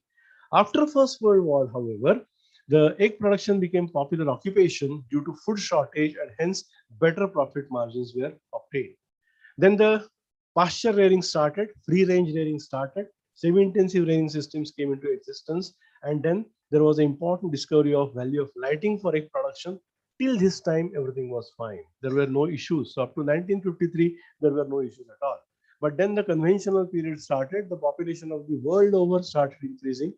in countries like US, UK, rest of the European world, as well as Asiatic countries, the population tremendously increased with a great speed, demanding for more food, more animal origin food, more production of meat and eggs, and all that started creating into a mass production.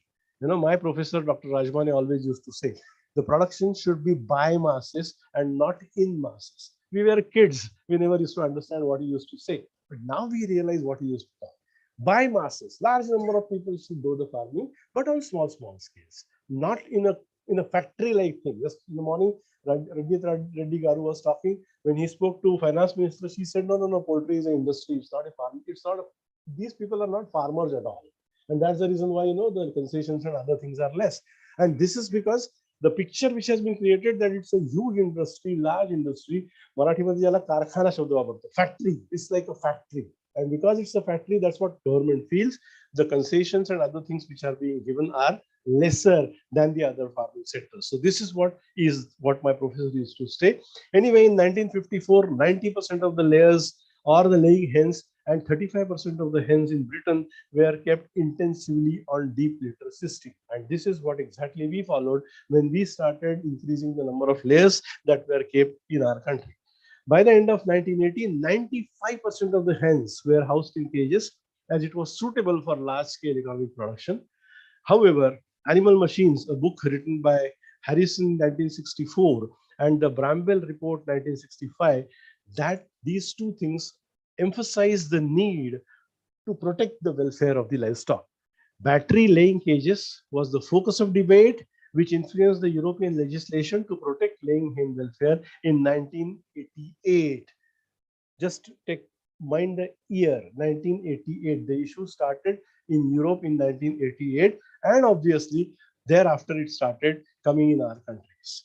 And so in the modern period, there are increasing concerns over animal welfare, environmental pollution, global warming, threat of infectious diseases like AI or any other zoonotic diseases. And this has influenced the development of extensive and intensive poultry farming by 2006. The poultry welfare legislations leading to reduction in stocking density was discussed, and the concept of furnished or enriched cages to overcome the deficiencies of barren conventional cages came into existence. The Bird Welfare Institute was established in 1951. The bird ethics issue began in Europe in 1960, and in the year 1993, not very old, 1993, the UK formed the Bird Welfare Council, and it published new 5 freedoms of the birds or for the birds. And at that time, of course, as we all know, there were 2 schools of thoughts. Those were existing. The first is the thought that ends all animal use for human benefit. And second is that animals can be used for human benefit. However, they may be treated, or they should be treated, with humane measures. So the animal rights theory, it says that we have no moral justification for using animals for human purpose. And the goal of human rights activists is to abolish the use of animals. Fortunately, world over, this theory is not being accepted. The animal welfare theory, which is still accepted throughout the globe, is it is morally acceptable to use the animals for human purpose as long as they are treated humanely and not imposed with unnecessary sufferings. The goal of welfare is to regulate the use of animals, and the welfare theory is globally accepted, and the attempts are made to impose the laws for the use of animals so that the unnecessary sufferings are avoided. Now, these are the comforts, or these are the freedoms that what has been described by assessing physical, mental, and natural well-being of an animal. Dr. Sir, here again, physical, mental, and natural. No parameter with respect to stress-related aspects or stress-related things that take place in the body, except HL ratio, is being considered, not only in India, but worldwide. Very less parameters are considered. So the people are just talking in air about the stress and the other things that are being caused on the birds. There is no scientific evidence of the changes, like change in the enzymatic activity or the change in the liver function. Jo bhi hoga, whatever are there, that has not been studied. So in association with the 5 freedoms, that freedom from hunger, freedom from discomfort, pain and suffering from the diseases, freedom from that, freedom from fear and distress, and freedom to express the normal behavior. The birds are sentient creatures which need care and protection against avoidable sufferings. and the birds have basic needs such as food, water, health, and comfort, sustaining needs contributing the quality of bird's life. So finally, the welfare which we are referring to now and which we always plead is inseparably linked with the bird's health and productivity. We all are sitting in this hall. The hall is air conditioned. How many people are there? Maybe 100. Ask about 1,000 more people to come inside. You cannot sit comfortably like this. So the comfort zone decides, or the environment around you decides whether you are comfortable or not. Same theory has been used by me and many of the teachers to emphasize that what we are doing is not wrong. We are trying to provide as much comfort as possible to the human beings. And in cities like Mumbai, the way we travel in local trains or in the buses, imagine the distress or the comfort zone when you talk about the comforts which we provide to the chickens. Anyway, that's a different story. So ensuring birds' health, that is nothing but ensuring the welfare, and ensuring the welfare will ensure the productivity. The rearing practices, ethics, and steps for maintaining welfare would improve the physiological and physiological aspects of the physiology of the birds and the survival of the birds, thus improving the productivity. Hence, welfare, health, ethics, and productivity. These are the 4 tires of the vehicle which animal agriculture or poultry production is all about. Any of these 4 wheels, either welfare or health or ethics or productivity, if it is overemphasized or undermined, underemphasized, that's going to create an imbalance. And this imbalance is exactly what many people are complaining about, many people are talking about, and they are accusing our industry or our farming culture for the imbalance that is being created in welfare, health, ethics, and productivity. So they all should be tackled simultaneously without undermining one or overemphasizing the other.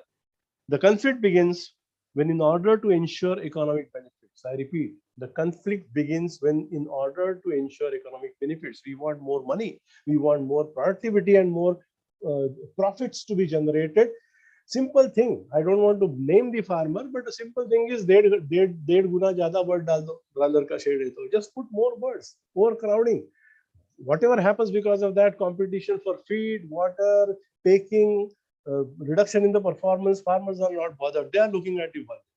They are looking at the number of birds that are being sold at the end of the year, and they are looking at the number of amount of money which they are going to collect at the end of the year. But that's something which is wrong, totally wrong. And that's the reason why, as a veterinarians, no doubt we defend that we are keeping the birds in most comfortable situations. We are providing the welfare issues, or we are addressing the welfare issues. The wrong deeds of the industry or the farmers or any individual towards the birds cannot be justified. For that, we need to address the farmers as well. Ye mat karo, ye karo. Simple thing, when I used to travel with Dr. Patak Saab, R.K. Patak. I remember once we went to Goa, one of the hatchery. Very simple, at the sheds, one corner, 2-3 tube lights were not working at all. Now, it was a simple thing. Productivity is less. The birds in that particular area are producing less number of eggs. All that is fine, but all that is attributing and contributing to the discomfort to the bird at the end of the day that nobody was thinking about. And this fact was brought to my notice by Dr. Patak Saab. It's not just the productivity, it's the welfare also. The birds are facing complete darkness in winter, maybe from 6:30 in the evening to 7 o'clock in the morning. So these are the small things which, the mistakes which the farmers commit, which need to be stopped. So the conflict begins when, in order to ensure economic benefits, ethics are neglected, welfare gets undermined, health is compromised, and the attempts are made to improve only productivity. So wherever the productivity is at number 1, that is overemphasized, and all other aspects, all 3 wheels are undermined or underemphasized, the issue begins, the conflict begins. The birds are most comfortable, healthy, and are provided with adequate inputs that are required by them, would perform at their best, quite obvious.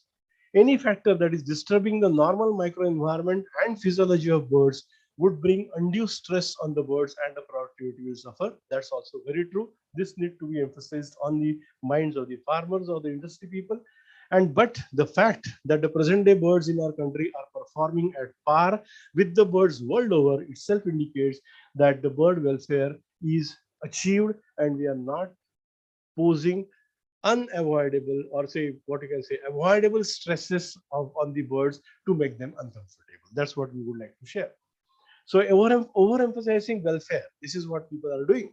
Overemphasizing welfare by forcing the farmers to modify the rearing system would bring in extra expenditure and would bring stress on the economics nearly 3 times more than the housing cost. That's what Dr. Ramarao said.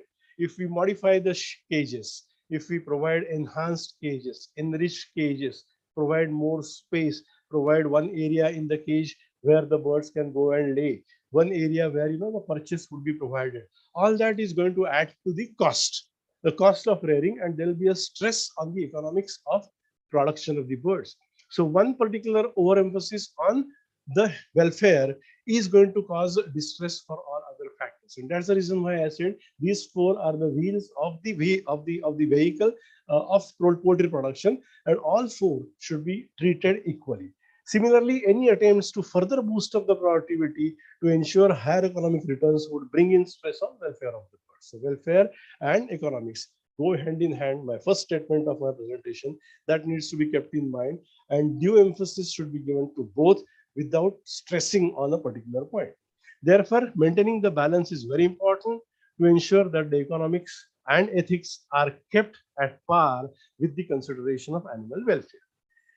Now, some of the issues about which the NGOs talk, about which the people talk. A common man also talks to me. Raju Sahab, how the birds are being transported? वो bicycle पे उल्टा लटका के लेके जाते. I mean, these are small things which the people keep on observing, and they know we are vets. They ask us now what to answer. What answer can we give to them? So these are some of the issues which I am sharing. Inappropriate transportation of the birds. Whenever the vehicle passes carrying live birds, the ladies would bring out the handkerchief and put it on the nose.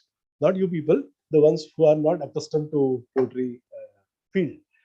That's one problem. Second is inhumane slaughter of the birds, roadside slaughter of the birds, and in open. Now, in our institute, we have developed a small slaughterhouse, small slaughter unit, which costs not more than 1.5 lakhs, but that keeps everything away from the sight of the customer. Customers are standing in the shop, but the way they are being slaughtered, it is not visible for the birds. Even when the doctors perform surgery, people are not allowed to enter inside. So you are killing a bird and the persons are standing around, it's not advisable.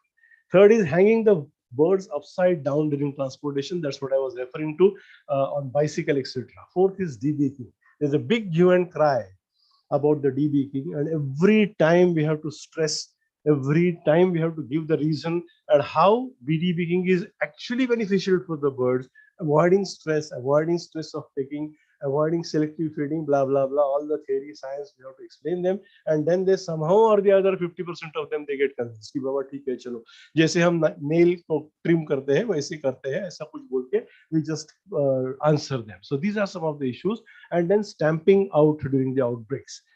Now, this is the issue which we have taken up in our Vets in Poultry memorandum, which we have prepared and which we have submitted also to the government.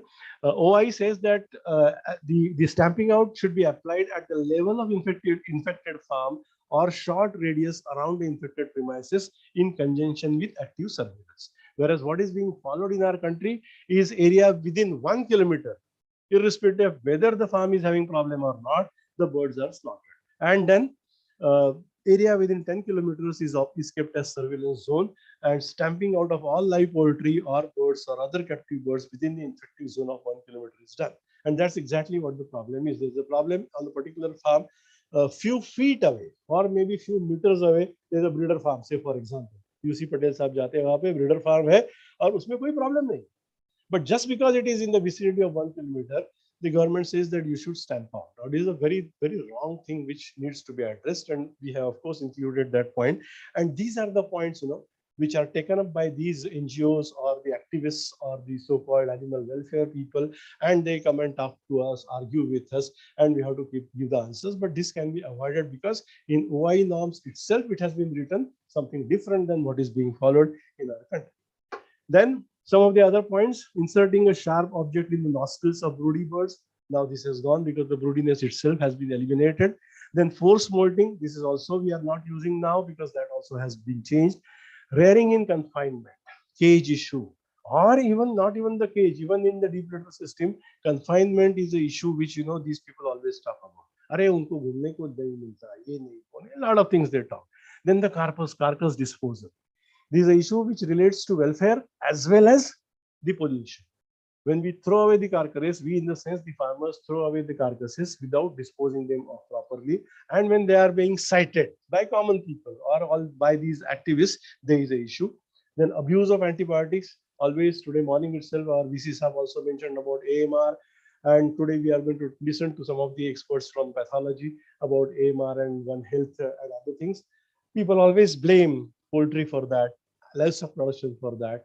But if you really believe in me, let me tell you, the AMR problem is not because of veterinary, it's because of human hospitals.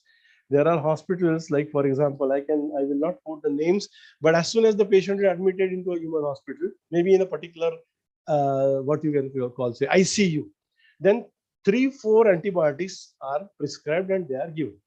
If I ask why these antibiotics are required, no, this particular ICU has got the latent infection of these pathogens, and these antibiotics are working against them, and that's the reason why you have to give.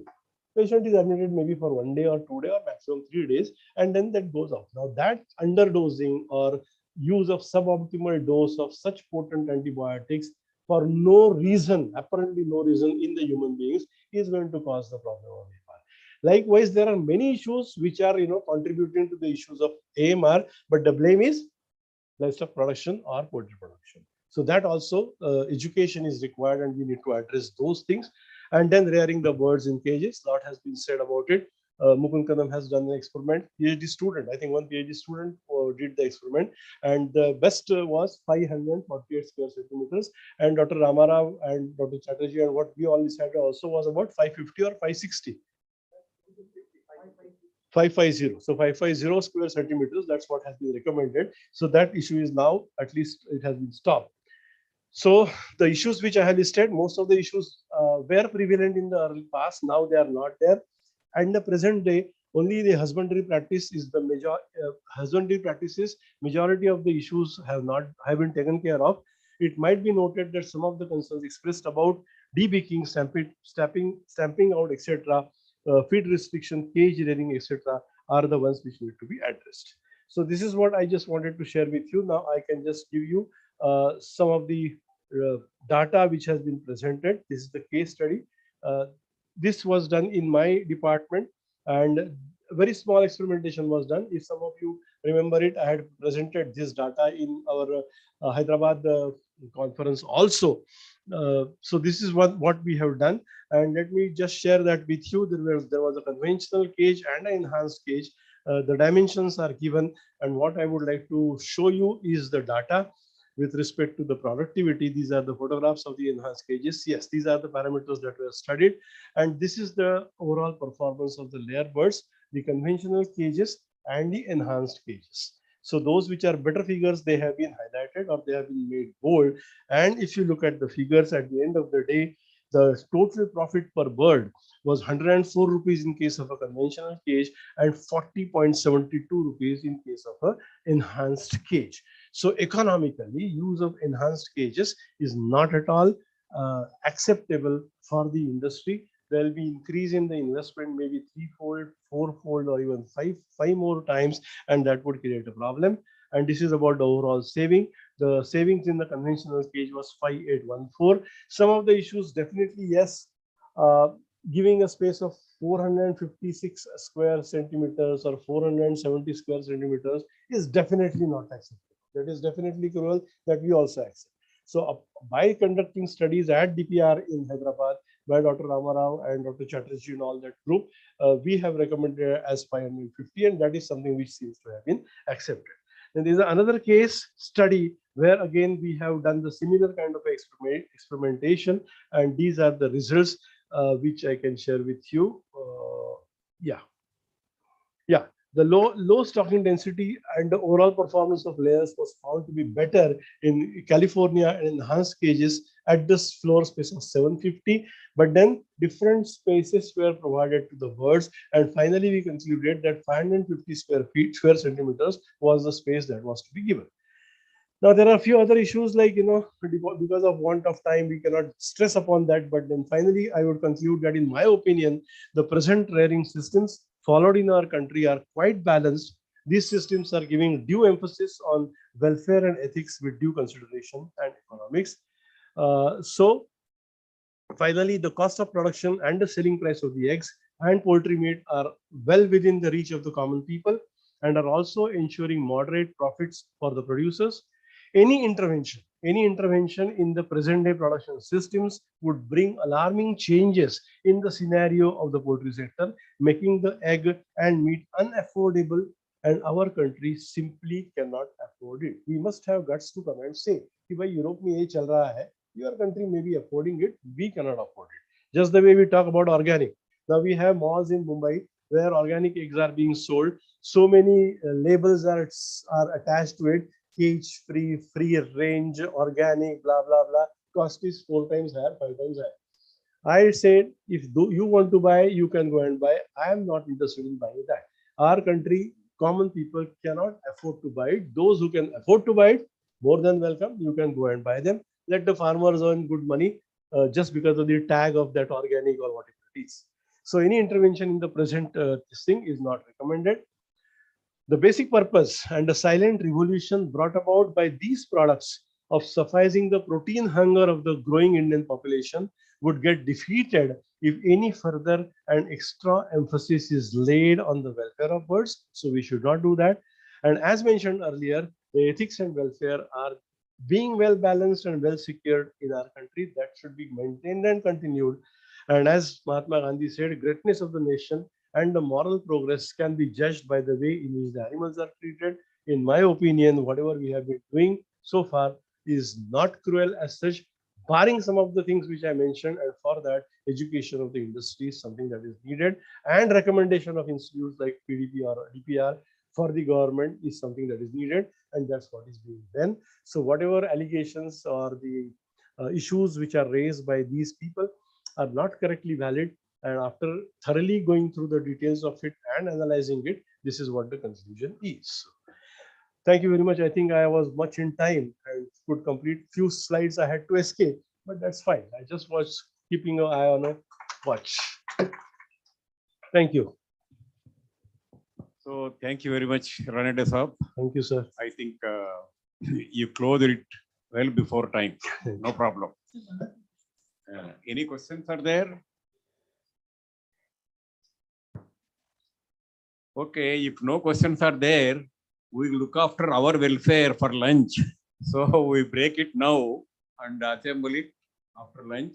And Dr. U.C. Patel, I request him to speak after lunch. You can conclude this session. Okay. Sir, as per the request of the organizers, this session, technical session 1, will be concluded here for the 3 speakers. And the 4th speaker will be included in the next technical session.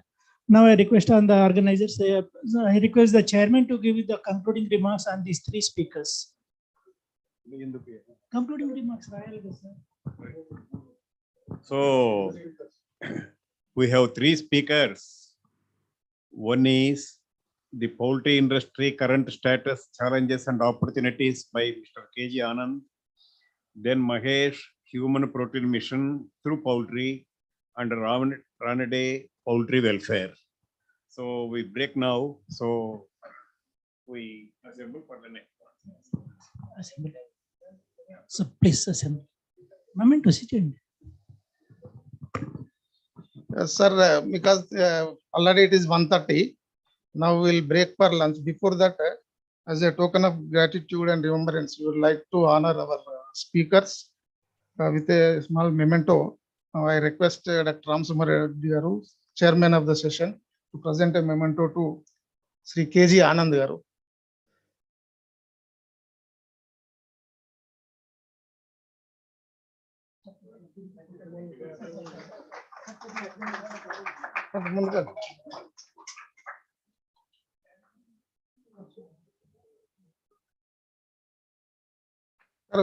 మీరు కూడా వెళ్ళండి.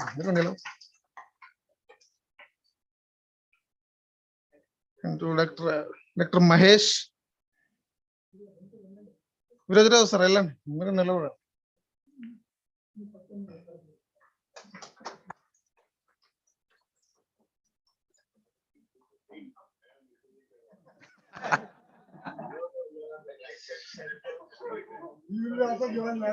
And Dr. Ranade.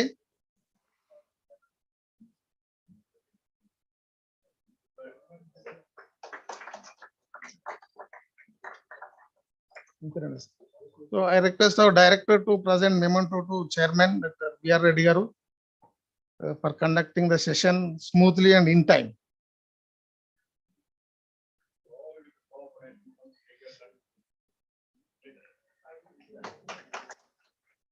And to Dr. Virajrao sir.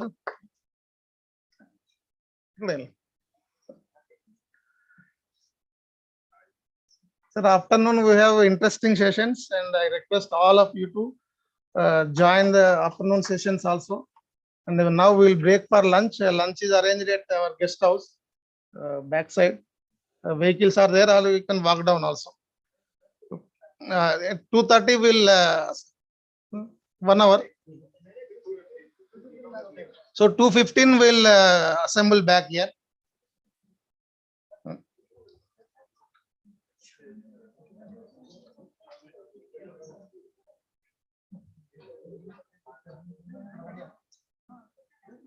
Ready.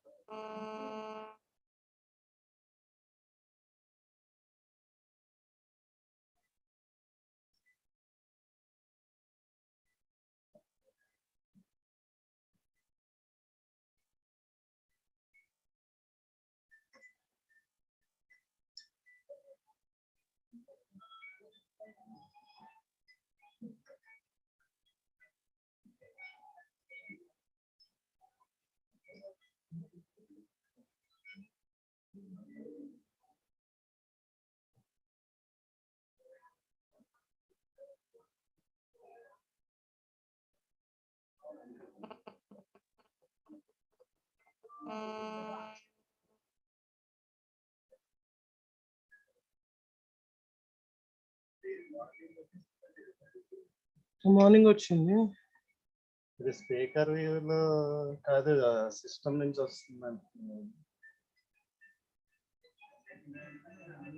Speaker view కాకుండా system నుంచి వస్తుంది. Speaker view ఆపేమంటున్నాను. ఇంకొన్ని speaker view తీసేసాను, side by side gallery పెట్టాను. ఓకేనా? ఇప్పుడు ఒకవేళ